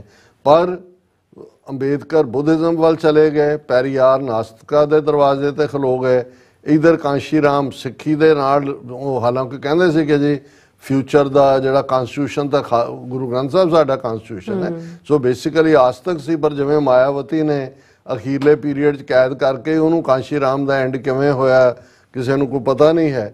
ਲੇਕਿਨ ਇਹ 'ਚ ਕੋਈ ਸ਼ੱਕ ਨਹੀਂ ਹੈ ਵੀ ਇਸ ਵੇਲੇ ਦੱਖਣ ਦੇ ਵਿੱਚ, ਤਾਮਿਲਨਾਡੂ ਦੇ ਵਿੱਚ ਇਸ ਮੂਵਮੈਂਟ ਨੂੰ ਜੀਵਨ ਸਿੰਘ ਜਿਨ੍ਹਾਂ ਨੇ ਬਹੁਜਨ ਦਰਾਵੜ ਪਾਰਟੀ ਬਣਾਈ ਔਰ ਉਸ ਦਾ ਇਹ ਜਿਹੜੀ ਖਬਰ ਹੈ, ਜਿਹੜੀ ਮੈਂ ਅੰਗਰੇਜ਼ੀ ਮੀਡੀਆ ਸੋਰਸ ਤੋਂ ਹੀ ਪੜ੍ਹ ਰਿਹਾ ਕਿ ਭਾਈ ਇਹ ਜਿਹੜਾ ਹੈ Bahujan Dravida party candidates along with their party founder Jeevan Singh, ਔਰ ਇਹ ਹੈ ਔਰ ਇਹ ਜਿਹੜਾ ਟਾਊਨ ਨੇ ਥੂਟ ਕੁੱਡੀ, ਇਹ ਉਹਨਾਂ ਦਾ ਤਾਮਿਲਨਾਡੂ ਦਾ ਕੋਈ ਸ਼ਹਿਰ ਹੈ। One of the defining aspects of Sikhism is universal brotherhood and the faith that has its roots in Punjab seems to have found a band of brothers and sisters espousing its cause in Tamil Nadu. कि Tamil Nadu च भी सिक्खी दियां जड़ां जड़ियां ने लगियां ने, taking aspiration from Delhi's former agitation of 2021 that made the mighty union government scrap the 3 formulas. The Bahujan Dravid Party, a party founded by Tamil but registered in New Delhi, has fielded 7 candidates in Tamil Nadu for the Lok Sabha polls to usher in social change through political action. Interestingly, all these candidates originally belonged to different faiths, have embraced Sikhism after participating in the farmers' protest. Technical team ਨੂੰ ਮੈਂ ਕਹਾਂਗਾ ਜੇ photo ਵੀ ਦਿਖਾ ਦੇਣ, ਅੱਜ ਦੀ ਖਬਰ ਹੀ ਹੈ mainly ਕਿ ਵੀ ਕਿਵੇਂ ਔਰ ਬੜੇ ਖੂਬਸੂਰਤ ਲੱਗ ਰਹੇ ਨੇ ਜਦੋਂ ਤੁਸੀਂ ਇੱਕ ਡਿਫਰੈਂਟ ਰੇ, ਔਰ ਇਹ ਕੋਈ ਬੁੱਧਿਜ਼ਮ ਚੋਂ ਆਇਆ, ਕੋਈ ਹਿੰਦੂਇਜ਼ਮ ਚੋਂ ਹੈ, ਕੋਈ ਦੂਜਿਆਂ ਚੋਂ ਹੈ, ਔਰ ਉਹਨਾਂ ਦੇ ਤੁਸੀਂ ਨਾਮ ਵੀ ਦੇਖੋਗੇ। The 7 candidates are Selva Kumar alias Selva Singh, ਉਹਨਾਂ ਦੇ ਫਿਰ ਹਲਕੇ ਦਿੱਤੇ ਨੇ ਕਿੱਥੋਂ ਕਿੱਥੋਂ ਉਹਨਾਂ ਨੇ ਪੇਪਰ ਫਾਈਲ ਕੀਤੇ ਨੇ, ਰਾਜਨ ਸਿੰਘ ਔਰ ਫਿਰ ਸੀਤਾ ਕੌਰ ਟੈਨਕਾਸੀ ਤੋਂ ਜਿਹੜਾ ਇਹ ਹਲਕੇ ਨੇ, ਪਾਂਡੀਆ ਸਿੰਘ, ਬੜੇ ਖੂਬਸੂਰਤ ਨਾਂ ਉਹਨਾਂ ਨੇ ਚੁਣੇ ਨੇ ਔਰ ਬਾਕੀਆਂ ਦੇ ਵੀ ਨਾਂ ਨੇ ਸਾਰਿਆਂ ਦੇ। ਔਰ ਇਹ ਜੀਵਨ ਸਿੰਘ ਜਿਨ੍ਹਾਂ ਨੇ ਇਹ ਪਾਰਟੀ ਫਾਊਂਡ ਕੀਤੀ ਹੈ, ਉਹਨਾਂ ਨੇ ਜੀਵਨ Singh who belongs to Thoothukudi told TNIE that his aim is to bring social change at the grassroots level by establishing a cultural identity through Sikhism. कि grassroots level te ਉਹ ਸਾਂਝ ਸਮਾਜਿਕ ਬਰਾਬਰੀ, only Sikhism can create a classless society. Jeevan Singh who was earlier a follower of Buddhism, ਪਹਿਲਾਂ ਬੋਧੀ ਸੀ, ਉਹਨੇ ਕਿਹਾ ਉੱਥੇ ਨਹੀਂ ਸਿੱਖੀ ਜੀ ਥਾਂ ਹੈ। ਔਰ ਫਿਰ ਉਹਨਾਂ ਨੇ ਕਿਹਾ ਕਿ ਬਈ ਇਹ ਅਸੀਂ ਡਿਸਕ੍ਰਿਮੀਨੇਸ਼ਨ ਫ੍ਰੀ ਲਿਬਰੇਟਿਡ किंगडम दे हामी है जिन्हों बेगमपुरा उन्होंने कहा और असी our party works for empowerment of schedule caste schedule tribes OBC and religious minorities who form 95% of the population in India. फिर इन्होंने अड अड ਜਿਹੜੇ कैंडीडेट ने उन्होंने इंटरव्यू दिते ने कि बई असी किवें इहदे च आए। उन्होंने कहा भी असी ये सोच I learned how to respect Guru Granth Sahib the holy book of Sikhs before embracing the religion on March 15, 2022 at Golden Temple, Amritsar, said Selva Singh, who is now pursuing law in Uttar Pradesh. Law the student है, उन्हें picture दर्शक देख सकते हैं कि खूबसूरत अंदाज ਦੇ ਵਿੱਚ ਗੁਰੂ ਦੇ ਦਰ ਤੇ ਸਾਰੇ ਆਏ ਨੇ। फिर ਜਿਹੜਾ राजन सिंह और ਉਹਨਾਂ ਦੀ ਪਤਨੀ है ਉਹਨੇ ਕਿਹਾ कि भी मैं I tied the turban and took oath to withdraw from superstitious beliefs, Kaur said. So ਅਸੀਂ ਮੁਬਾਰਕਬਾਦ ਵੀ ਦਿੰਦੇ ਹਾਂ और ਅਸੀਂ ਜਦੋਂ ਇਹ ਕਹਿੰਦੇ ਆ ਕਿ ਗੁਰੂ ਦੀ ਕਲਾ ਵਾਪਰਦੀ ਹੈ ਜੇ ਕਦੇ white gurus white hawk on the western hemisphere ਸੀ ਤੇ ਹੁਣ ਉਹ ਗੁਰੂ ਨਾਨਕ ਦਾ ਗੁਰੂ ਕਲਗੀਧਰ ਪਾਤਸ਼ਾਹ ਦਾ ਖਾਲਸੇ ਦਾ ਮੈਸੇਜ ਡੀਪ ਸਾਊਥ ਦੇ ਵਿੱਚ ਵੀ ਪਹੁੰਚਿਆ ਔਰ ਸਾਡੀ ਲੀਡਰਸ਼ਿਪ ਜਿਹਨੂੰ ਹੁਣ ਕੀ ਲੀਡਰਸ਼ਿਪ ਕਹੀਏ ਸ਼੍ਰੋਮਣੀ ਕਮੇਟੀ ਜਾਂ ਦੂਜੇ ਉਹਨਾਂ ਨੂੰ ਯਕੀਨੀ ਬਣਾਉਣਾ ਚਾਹੀਦਾ ਹੈ ਵੀ ਇਹਨਾਂ ਦੀ ਪੂਰੀ ਮਦਦ ਕਰਨ। ਵੈਸੇ ਵੀ ਜਿਹੜੇ ਥੋੜੇ ਬਹੁਤ ਅਫੋਰਡਿੰਗ ਸਿੱਖ ਨੇ ਈਵਨ ਸਾਊਥ ਦੇ ਵਿੱਚ ਜਾ ਕੇ ਇਹਨਾਂ ਨੂੰ ਉੱਥੇ ਗੁਰਦੁਆਰਾ ਬਣਾ ਕੇ ਦੇਣ। ਅੰਬੇਦਕਰ ਹੋਣਾ ਚਾਹੁੰਦੇ ਸੀ, ਅਸੀਂ ਉਦੋਂ ਨਹੀਂ ਕੀਤਾ, ਹੁਣ ਤਾਂ ਇਹ ਜਿਹੜੇ ਨੇ ਵਲੰਟੀਅਰਲੀ ਆਏ ਨੇ ਔਰ ਇਹ ਵੀ ਮਹਾਰਾਜ ਦੀ ਕਲਾ ਹੈ ਔਰ ਇਹਨਾਂ ਨੂੰ ਸਾਂਭਣ ਦੀ ਲੋੜ ਹੈ। ਜੀ ਰਾਜ ਸਾਹਿਬ ਤੁਹਾਡਾ ਬਹੁਤ ਬਹੁਤ ਸ਼ੁਕਰੀਆ। ਸੋ ਹੱਥ ਲੈਣੇ ਸੌਰੀ ਹੁਣ ਆਪਾਂ ਆਪਣੇ ਰਿਵਿਊ ਜਿਹੜੇ ਮੈਂ ਸੁਣੇ ਉਹ ਲੈਣ ਜਿਹੜੇ ਬਿਕੋਜ਼ ਸਾਰੇ ਟੌਪਿਕ ਬੜੇ ਇੰਟਰਸਟਿੰਗ ਹੈ। So I was busy about that. So okay so ਆਪਾਂ ਆਪਣੇ ਵਿਊਜ਼ ਜਿਹੜੇ ਮੈਂ ਸੁਣੇ ਉਹ ਲੈਣ ਜਾ ਰਹੇ ਹਾਂ। ਸਭ ਦਾ ਸਾਂਝਾ ਸ਼ੁਕਰੀਆ ਅਦਾ ਕਰਦੇ ਹਾਂ। ਔਰ ਮੋਹਿਦ ਸਲਮਾਨ ਜੀ ਗੁੱਡ ਮਾਰਨਿੰਗ ਕਹਿੰਦੇ ਨੇ ਐਂਡ ਹਰਮਨ ਪੰਨੂ ਜੀ ਖਾਲਸਾ ਜ਼ਿੰਦਾਬਾਦ। ਭੁਪਿੰਦਰ ਸਿੰਘ ਜੀ ਵਾਹਿਗੁਰੂ ਜੀ ਕਹਿੰਦੇ ਨੇ। ਜਸਬੀਰ ਸਿੰਘ ਜੀ, ਜੁਗਰਾਜ ਸਿੰਘ ਸਿੱਧੂ ਜੀ, ਬਲਜਿੰਦਰ ਸਿੰਘ ਜੀ, ਨਿਹੰਗ ਸਿੰਘ ਜੀ, ਜਸਪਾਲ ਸਿੰਘ ਜੀ। ਫਿਰ ਇਸ ਤਰ੍ਹਾਂ ਸੈयद ਇਕਬਾਲ ਜੀ ਕਹਿੰਦੇ there is no place like your own country, we in Pakistan with all our problems won't have it any other way। ਬਿਲਕੁਲ ਹਾਂਜੀ ਜਸਪਾਲ ਸਿੰਘ ਜੀ ਵਾਹਿਗੁਰੂ ਜੀ ਕਹਿੰਦੇ ਨੇ। ਮਿਸ਼ਰਾ ਜੀ ਸਿੰਘ ਵੀ ਖਾਲਸਾ ਜ਼ਿੰਦਾਬਾਦ ਕਹਿੰਦੇ ਨੇ। ਫਿਰ ਇਸੇ ਤਰ੍ਹਾਂ ਕਹਿੰਦੇ ਨੇ ਏ ਸਿੰਘ ਜੀ ਕਹਿੰਦੇ ਨੇ ਕਿ ਧੰਨਵਾਦ ਜਾਗਦੀ ਜ਼ਮੀਰ ਵਾਲਿਓ, ਵਾਹਿਗੁਰੂ ਜੀ ਸ਼ਰਨ ਦੇਣ, ਚੜ੍ਹਦੀ ਕਲਾ ਬਖਸ਼ਣ ਜੀ। ਸੋ ਇਸੇ ਤਰ੍ਹਾਂ ਜਰਮਨ ਗਿੱਲ ਵੀ ਖਾਲਸਾ ਜ਼ਿੰਦਾਬਾਦ। ਪਰਮਿੰਦਰ ਸੁਖਜੀਵਨ ਬੱਚੂ good job keep it up thanks ਕਹਿੰਦੇ ਨੇ। ਫਿਰ ਇਸੇ ਤਰ੍ਹਾਂ ਸੁਖਦੀਪ ਸੋਹਤਾ ਜੀ ਕਹਿੰਦੇ ਨੇ ਬਾਪੂ ਜੀ ਤੁਸੀਂ ਕੰਗਨਾ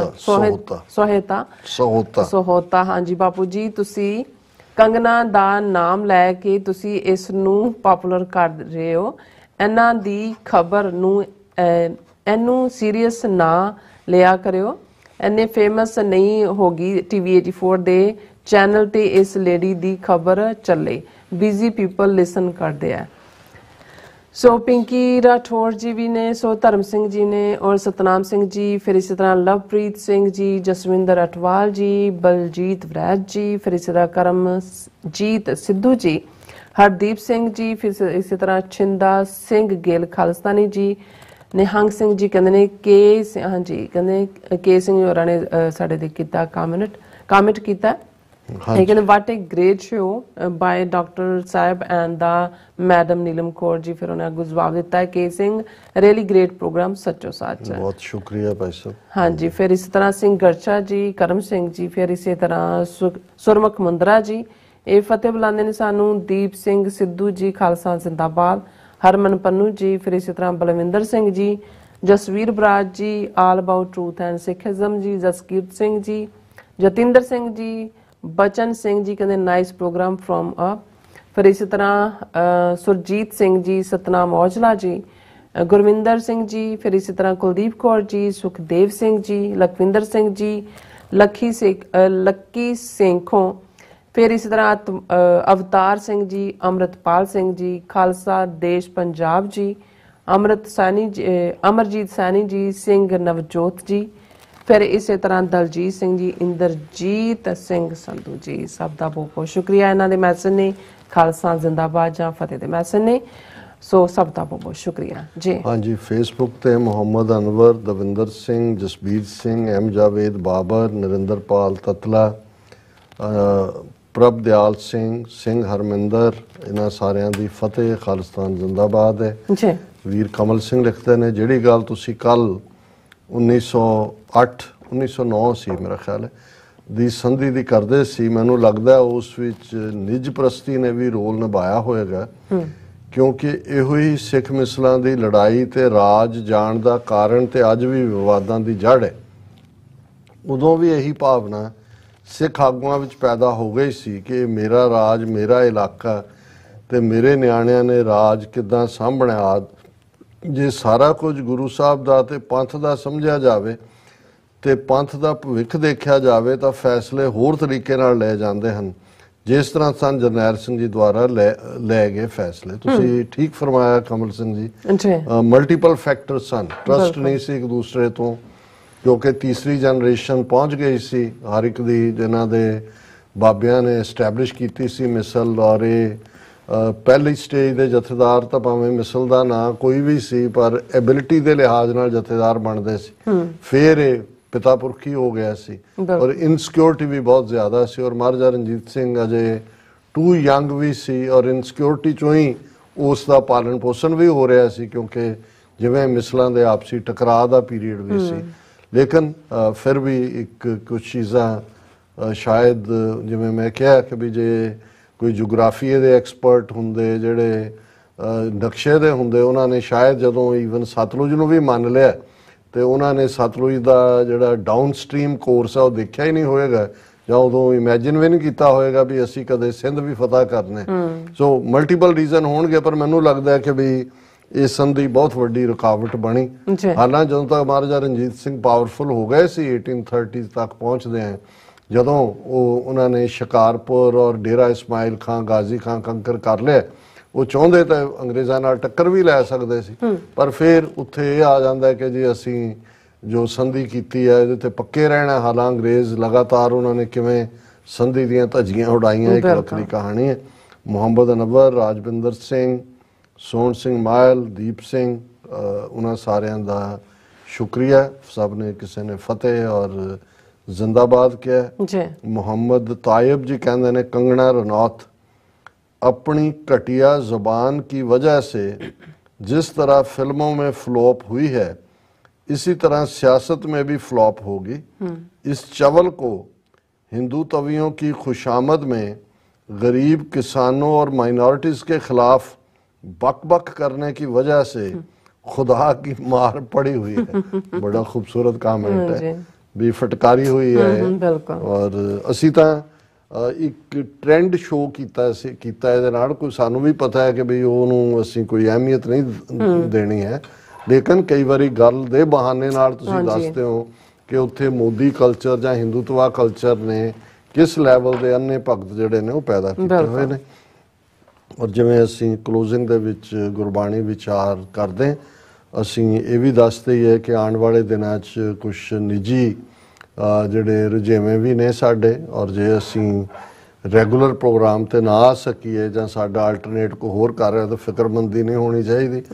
ਹਾਲਾਂਕਿ ਸੈਚਰਡੇ ਦਾ ਜਿਹੜਾ ਲਾਈਵ ਹੈ ਉੱਥੋਂ ਉਹਦੇ 'ਚ ਅਸੀਂ ਪਾਰਟਿਸਿਪੇਟ ਵੀ ਕਰਾਂਗੇ, ਔਰ ਅਸੀਂ ਕੋਸ਼ਿਸ਼ ਕਰਾਂਗੇ ਕਿ ਇਸ ਪ੍ਰੋਗਰਾਮ ਦੇ ਗੈਪ ਨੂੰ, ਲੇਕਿਨ ਜੇ ਸਾਨੂੰ ਥੋੜਾ ਜਿਹਾ ਟਾਈਮ ਵਿੱਚੋਂ ਆਫ ਵੀ ਲੈਣਾ ਪੈਂਦਾ ਤਾਂ ਸਾਡੇ ਦਰਸ਼ਕ ਸਾਨੂੰ ਮੁਆਫ ਕਰਨਗੇ। ਔਰ ਅੱਜ ਦਾ ਵਿਚਾਰ ਦੇ ਥੱਲੇ ਹਾੜ ਮਹੀਨਾ, ਜਿਸ ਨੂੰ ਅਸੀਂ ਪੰਜਾਬੀ 'ਚ ਹਾੜ ਕਹਿੰਦੇ ਆ, ਗੁਰਬਾਣੀ 'ਚ ਆਸਾੜ ਜਿਹੜਾ ਇਹੀ 12ਵਾਂ ਮਾਹ 'ਚ ਵੀ ਆਸਾੜ ਤਪੰਦਾ ਤਿਸ ਲੱਗਾ ਹਰ ਨਾਉ ਨ ਜਿਨਾ ਪਾਸ। ਔਰ ਇਹ ਰਾਗ ਜਿਹੜਾ ਤੁਖਾਰੀ ਦੇ ਵਿੱਚ 12 ਮਾਹ ਹੈ, ਇਹਦੇ 'ਚ ਵੀ ਗੁਰੂ ਸਾਹਿਬ ਨੇ ਫਰਮਾਇਆ ਆਸਾੜ ਭਲਾ ਸੂਰਜ ਗगन ਤਪੈ ਧਰਤੀ ਦੁਖ ਸਹਿ ਸੋਖੈ ਅਗਨ ਭਖੈ ਅਗਨ ਰਸ ਸੋਖੈ ਮਰੀਐ ਧੋਖੈ ਭੀ ਸੋ ਕਿਰਤ ਨ ਹਾਰੇ ਰਤ ਫਿਰੈ ਛਾਇਆ ਤਨ ਤਾਕੈ ਟੀਡ ਲਵੈ ਮੰਝ ਬਾਰੇ ਅਵਗਨ ਬਾਦ ਚਲੀ ਦੁਖ ਆਗੈ ਸੁਖ ਤਿਸ ਸਾਚ ਸਮਾਲੇ ਨਾਨਕ ਜਿਸ ਨੂੰ ਇਹੋ ਮਨ ਦੀਆ ਮਰਨ ਜੀਵਨ ਪ੍ਰਭ ਨਾਲੇ। ਹੁਣ ਕਿਉਂਕਿ ਜੇਠ ਔਰ ਹਾੜ ਗਰਮੀ ਦੇ ਮਹੀਨੇ ਨੇ, ਔਰ ਉਹੀ ਅਲੰਕਾਰ ਜਦੋਂ ਤੁਸੀਂ ਉੱਥੋਂ ਦੀ ਗਰਮੀ ਔਰ ਕੱਲੀ ਗਰਮੀ ਨਹੀਂ ਸੀ ਹੁੰਦੀ, ਹੁਣ ਤਾਂ ਆਬਾਦੀਆਂ ਹੋ ਗਈਆਂ, ਮੌਸਮ ਬਦਲ ਗਏ। ਇੱਕ ਗਰਮੀਆਂ ਦੇ ਵਿੱਚ ਜਿਹੜਾ ਵਾਵ ਰੋਲੇ ਆਉਂਦੇ ਸੀ, ਉਹਨੂੰ ਵਾਵ ਰੋਲੇ ਹੀ ਕਹਿੰਦੇ ਸੀ, ਜਿਹਨੂੰ ਗਸ਼ਤੇ ਗੁਬਾਰ, ਉਹਨੇ ਬਹਾਦਰ ਸ਼ਾਹ ਜ਼ਫਰ ਨੇ ਵੀ ਆਪਣੀ ਨਜ਼ਮ 'ਚ ਕਿਹਾ, ਉਹਨੂੰ ਦਿੱਲੀ ਨਹੀਂ ਸੀ ਭੁੱਲੀ ਰੰਗੂਨ 'ਚ ਬੈਠਿਆਂ ਵੀ ਉਹ ਗਸ਼ਤੇ ਗੁਬਾਰ, ਉਹ ਵਾਵ ਰੋਲਾ ਜਿਹੜਾ ਹੋ ਰਿਹਾ। ਅਸਾੜ ਭਲਾ ਸੂਰਜ ਗਗਨ ਤਪੈ, ਗੁਰੂ ਸਾਹਿਬ ਕਹਿੰਦੇ ਨੇ ਕਿ ਭਾਈ ਇਹ ਹਾੜ ਦਾ ਮਹੀਨਾ ਭਾਵੇਂ ਬਹੁਤ ਗਰਮ ਹੈ ਪਰ ਭਲਾ ਮਹੀਨਾ, ਭਾਵੇਂ ਸੂਰਜ ਪੂਰਾ ਤਪ ਰਿਹਾ, ਧਰਤੀ ਦੁੱਖ ਸਹਿ ਸੁੱਖ ਹੈ ਅਗਨ ਪਖੈ, ਕਿ ਉਸ ਜਦੋਂ ਅਸੀਂ ਸਕੋਰਚਿੰਗ ਹੀਟ ਕਹਿੰਦੇ, ਸੂਰਜ ਪੈਂਦਾ, ਧਰਤੀ ਕਿਵੇਂ ਜਿਹੜੀ ਹੈ ਭਖ ਰਹੀ ਹੈ, ਔਰ ਇਵੇਂ ਹੈ ਕਿ ਜਿਵੇਂ ਧਰਤੀ ਜਿਹੜੀ ਹੈ ਉਹ ਉਸ ਦਾ ਰਾੜ ਲੱਗ ਰਿਹਾ ਹੋਏ ਜਿਹੜੇ ਅੱਗ ਦੇ ਉੱਤੇ। ਧਰਤੀ ਦੁੱਖ ਸਹਿ ਸੁੱਖ ਹੈ ਅਗਨ ਪਖੈ, ਕਿ ਚਾਰ ਚਫੇਰੇ ਅੱਗ ਵਰਸ ਰਹੀ ਹੈ। ਉਹਨੂੰ ਗਰਮੀ ਨੂੰ ਵੀ ਪੰਜਾਬੀ ਚ ਕਹਿੰਦੇ ਸੀ ਕੀ ਹੈ ਵੀ ਅੱਗ ਵਰਸ ਰਹੀ ਹੈ, ਕਿਉਂਕਿ ਥੱਲੇ ਵੀ ਅੱਗ ਉੱਤੋਂ ਵੀ ਪੈ ਰਹੀ ਹੈ, ਥੱਲੇ ਵੀ ਧਰਤੀ ਜਿਹੜੀ ਹੈ ਤਪੀ ਹੋਈ ਹੈ। ਅਗਨ ਰਸ ਸੁੱਖ ਹੈ ਮਰੀਐ ਧੋਖ ਹੈ, ਕਿ ਇਹ ਜਿਹੜਾ ਇੰਨੀ ਅੱਗ ਹੁੰਦੀ ਹੈ ਵੀ ਜਿਹੜਾ ਹਵਾ ਦੇ ਵਿੱਚ ਮੋਇਸਚਰ ਹੁੰਦਾ ਹੈ ਜਾਂ ਗਿੱਲਾਪ, ਉਹਨੂੰ ਵੀ ਉਹ ਸੋਖ ਲੈਂਦੀ ਹੈ। ਤੂੰ ਚਾਰ ਚਫੇਰੇ ਤੁਹਾਨੂੰ ਲੂ ਜਿਹਨੂੰ ਅਸੀਂ ਕਹਿੰਦੇ ਉਹ ਵੀ ਗਰਮ ਹਵਾ ਹੁੰਦੀ, ਕਿਉਂਕਿ ਉਹਦਾ ਮੋਇਸਚਰ ਹਵਾ ਦਾ ਉਹਨੇ ਜਜ਼ਬ ਕਰ ਲਿਆ ਹੁੰਦਾ ਆਪਣੇ ਚ। ਅਗਨ ਰਸ ਸੁੱਖ ਹੈ ਮਰੀਐ ਧੋਖ ਹੈ, ਭੀ ਸੋ ਕਿਰਤ ਨਾ ਹਾਰੇ।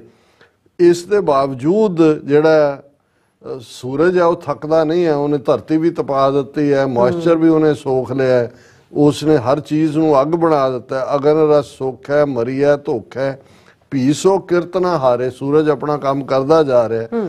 ਰੱਥ ਫਿਰੈ ਛਾਇਆ ਤਨ ਤਾਕੈ, ਟੀਂਡ ਲਵੈ ਮੰਝ ਬਾਰੇ, ਕਿ ਸੂਰਜ ਘੁੰਮ ਰਿਹਾ, ਮਹੀਨਿਆਂ ਦਾ ਮੌਸਮਾਂ ਦਾ ਵਰਤਾਰਾ ਚੱਲ ਰਿਹਾ, ਔਰ ਇਹ ਜਿਹੜਾ ਰਾਹੀ ਹੈ, ਮੁਸਾਫਰ ਹੈ, ਧਨ ਇਸਤਰੀ ਹੈ, ਉਹ ਛਾਂ ਲੱਭਦੀ ਹੈ ਕਿ ਮੈਨੂੰ ਕਿਤੇ। ਇਹ ਅੰਦਰ ਦੀ ਅੱਗ ਦੀ ਗੱਲ ਹੈ ਕਿ ਜਦੋਂ ਤੁਸੀਂ ਵਕਾਰਾਂ ਦੀ ਅੱਗ 'ਚ ਸੜਦੇ ਹੋ, ਮਾਇਆ ਦੀ ਅੱਗ 'ਚ ਸੜ ਰਹੇ ਹੁੰਦੇ ਹੋ, ਤੁਹਾਨੂੰ ਕਿਤੇ ਕੋਈ ਟਿਕਾਣਾ ਨਹੀਂ ਹੈ। ਉਹਦੇ 'ਚ ਤੁਸੀਂ ਲੱਭਦੇ ਹੋ ਕਿ ਕਿੱਥੇ ਰੱਬ ਦੇ ਨਾਮ ਦੀ ਠੰਡਕ ਮਿਲੇ, ਸਹਾਰਾ ਮਿਲੇ। ਹਲਾ ਅਲੰਕਾਰ ਬਾਹਰਲੀ ਗਰਮੀ ਹੈ ਹਾੜ ਮਹੀਨੇ ਦੀ, ਕਿ ਭਾਈ ਜਿਹੜੀ ਮੁਟਿਆਰ ਹੈ, ਬੀਬੀ ਹੈ, ਰੱਥ ਫਿਰੈ ਛਾਇਆ ਧਨ ਤਾਕੈ, ਕਿ ਜਿਹੜੀ ਧਨ ਹੈ, ਇਸਤਰੀ ਹੈ, ਉਹ ਛਾਂ ਲੱਭ ਰਹੀ ਹੈ ਕਿ ਵੀ ਮੈਂ ਕਿੱਥੇ ਮੈਨੂੰ ਥੋੜਾ ਜਿਹਾ ਜਿਹੜੀ ਹੈ ਉਹ ਠੰਡਕ ਮਿਲੇ। ਟੀਡ ਲਵੈ ਮੰਝ ਬਾਰੇ, ਕਿ ਇਹ ਸਾਰੇ ਦੇ ਵਿੱਚ ਜਦੋਂ ਅਸੀਂ ਇਹ ਦੇਖਦੇ ਹਾਂ ਕਿ ਕਿਵੇਂ ਉਸ ਕਿਸਮ ਦੇ ਜਿਹੜੇ ਜੀਵ ਨੇ ਉਹ ਆਪਣੀਆਂ ਆਵਾਜ਼ਾਂ ਕੱਢ ਰਹੇ ਨੇ ਚਾਰ ਚਫੇਰੇ ਜੰਗਲਾਂ ਦੇ ਵਿੱਚ, ਜਿਹੜਾ ਜਿਸ ਨੂੰ ਟੀਂਡ ਜਿਹੜੀ ਹੈ ਉਹ ਕਿਹਾ ਜਾਂਦਾ ਹੈ ਕਿ ਭਾਈ ਇਹ ਆਪਣੀ ਆਵਾਜ਼ ਦੇ ਵਿੱਚ ਪੁਕਾਰ ਕਰ ਰਹੇ ਨੇ। ਅਵਗਨ ਬਾਂਧ ਚਲੀ ਦੁੱਖ ਆਗੈ, ਸੁਖ ਤਿਸ ਸਾਚ ਸੰਭਾਲੇ। ਹੁਣ ਇੱਕਦਮ ਦੁਨਿਆਵੀ ਉਹ ਸਾਰੇ ਤੋਂ ਕਿ ਭਾਈ ਟੈਂ ਟੈਂ ਕਰਨ ਵਾਲੇ ਜਿਹੜੇ ਨੇ ਜੀਵ ਵੀ, ਉਹ ਵੀ ਆਪਣਾ ਪੁਕਾਰ ਕਰ ਰਹੇ ਨੇ। ਔਰ ਇਸ ਸਾਰੇ ਦੇ ਵਿੱਚ ਜਦੋਂ ਅਸੀਂ ਦੁਨੀਆ ਤੋਂ ਤੁਰਦੇ ਹਾਂ ਤੇ ਇਹ ਧਨ ਜਿਹੜੀ ਇਸਤਰੀ ਰੂਹ ਹੈ, ਇਹ ਅਵਗਣ ਜੇ ਉਹਦੇ ਨਹੀਂ ਛੁੱਟੇ, ਉਸ ਵਿਚਲੀਆਂ ਕਮਜ਼ੋਰੀਆਂ ਨਹੀਂ ਗਈਆਂ, ਅਵਗਣ ਬਾਂਧ ਚਲੀ ਦੁੱਖ ਆਗੈ, ਸੁਖ ਤਿਸ ਸਾਚ ਸੰਭਾਲੇ। ਸੁਖ ਉਹਨੂੰ ਹੀ ਮਿਲਦਾ ਜਿਹੜਾ ਸੱਚ ਨੂੰ ਨਾਲ ਜੁੜਦਾ, ਸੱਚ ਦੀ ਸੰਭਾਲ ਕਰਦਾ। ਅਦਰਵਾਈਜ਼ ਇਸ ਮਾਇਆ ਦੀ ਇਸ ਗਰਮੀ ਦੇ ਵਿੱਚ, ਮਾਇਆ ਦੇ ਇਸ ਪ੍ਰਭਾਵ ਦੇ ਵਿੱਚ ਰੂਹਾਂ ਬਰਬਾਦ ਹੁੰਦੀਆਂ ਨੇ। ਨਾਨਕ ਜਿਸ ਨੂੰ ਇਹੋ ਮਨ ਦੀਆ, ਮਰਨ ਜੀਵਨ ਪ੍ਰਭ ਨਾਲੇ। ਗੁਰੂ ਨਾਨਕ ਪਾਤਸ਼ਾਹ ਫਰਮਾਉਂਦੇ ਨੇ ਕਿ ਭਾਈ ਜਿਸ ਦੇ ਉੱਤੇ ਰੱਬ ਨੇ ਰਹਿਮਤ ਕੀਤੀ, ਇਸ ਨੂੰ ਇਹ ਸੱਚ ਦੀ ਸਮਝ ਦਿੱਤੀ, ਉਸ ਦੇ ਲਈ ਫਿਰ ਜੀਵਨ ਤੇ ਮਰਨ ਇਹ ਰੱਬ ਦੇ ਹਵਾਲੇ ਹੁੰਦਾ। ਉਹ ਹੁਕਮ ਦੇ ਵਿੱਚ ਜੀਣਾ ਸਿੱਖ ਜਾਂਦੇ ਨੇ। ਔਰ ਅਦਰਵਾਈਜ਼ ਜਿਹੜੀ ਹੈ, ਜਿਵੇਂ ਹਾੜ ਦੀ ਗਰਮੀ ਦੇ ਵਿੱਚ ਧਨ ਨੂੰ ਛਾਂ ਨਹੀਂ ਮਿਲਦੀ, ਇਸਤਰੀ ਨੂੰ ਛਾਂ ਨਹੀਂ ਹੈ, ਔਰ ਤਪਦੀ ਹੈ, ਚਾਰ ਚਫੇਰੇ ਅੱਗ ਹੈ, ਇਸੇ ਤਰ੍ਹਾਂ ਜੇ ਰੱਬ ਦੇ ਨਾਂ ਦਾ ਸਹਾਰਾ ਨਹੀਂ ਹੈ ਤੇ ਫਿਰ ਉਹੀ ਅਵਗੁਣ ਅਸੀਂ ਆਪਣੇ ਨਾਲ ਕੈਰੀ ਕਰਦੇ ਹਾਂ। ਔਰ ਜੀਵਨ ਔਰ ਮੌਤ ਇਹਨਾਂ ਦੋਨਾਂ ਦੇ ਵਿੱਚ ਇੱਕ ਖੌਫ ਔਰ ਡਰ ਦੇ ਵਿੱਚ ਅਸੀਂ ਜੀ ਰਹੇ ਹੁੰਦੇ ਹਾਂ। ਪਰ ਜਦੋਂ ਅਸੀਂ ਆਪਣਾ ਆਪਾ ਰੱਬ ਨੂੰ ਸਮਰਪਿਤ ਕਰ ਦਿੰਦੇ ਹਾਂ ਕਿ ਭਾਈ ਜਿਸ ਨੇ ਇਹ ਮਨ ਦਿੱਤਾ, ਉਹੀ ਮਰਨ ਦੇ ਲਈ ਵੀ ਔਰ ਜ਼ਿੰਦਗੀ ਲਈ ਵੀ ਜ਼ਿੰਮੇਵਾਰ ਹੈ, ਤੇ ਫਿਰ ਅਸੀਂ ਇਸ ਸਾਰੇ ਤੋਂ ਸੁਰਖਰੂ ਹੋ ਜਾਂਦਾ ਜੀ। ਡਾਕਟਰ ਸਾਹਿਬ ਤੁਹਾਡਾ ਬਹੁਤ ਬਹੁਤ ਸ਼ੁਕਰੀਆ, ਤੁਸੀਂ ਆਪਣੇ ਵਿਚਾਰ ਸਾਡੇ ਦਰਸ਼ਕਾਂ ਨਾਲ ਸਾਂਝੇ ਕੀਤੇ ਨੇ। ਇਸ ਤਰ੍ਹਾਂ ਆਪਣੇ ਵਿਊਅਰਸ ਕੋਲ ਰਹੇ ਆ ਇਜਾਜ਼ਤ। ਵਿਊਅਰਸ, ਸਾਡੇ ਪ੍ਰੋਗਰਾਮ ਦਾ ਸਮਾਂ ਇੱਥੇ ਮੁੱਕਦਾ ਹੈ। ਤੁਸੀਂ ਆਪਣੀ ਰਾਏ ਤੇ ਸੁਝਾਅ ਸਾਨੂੰ ਭੇਜਣਾ ਭੁੱਲਣਾ ਸਾਡੇ ਇਸ ਪਤੇ ਤੇ SOS@tvreports.tv ਤੇ ਅਸੀਂ ਆਪਣਾ ਪ੍ਰੋਗਰਾਮ ਲੈ ਕੇ ਫਿਰ ਦੁਬਾਰਾ ਤੁਹਾਡੇ ਸਾਹਮਣੇ ਹੋਵਾਂਗੇ। ਤਦ ਤੱਕ ਲਈ ਮੈਨੂੰ ਤੇ ਆਪਣਾ ਦੱਸਣਾ ਆਗਿਆ ਦਿਓ। ਦੇਖਦੇ ਰਹੋ TV ਰਿਪੋਰਟ। ਬੁਲਾ ਦਿਓ ਫਤਿਹ। ਵਾਹਿਗੁਰੂ ਜੀ ਕਾ ਖਾਲਸਾ, ਵਾਹਿਗੁਰੂ ਜੀ ਕੀ ਫਤਿਹ। ਰੱਬ ਰਾਖਾ।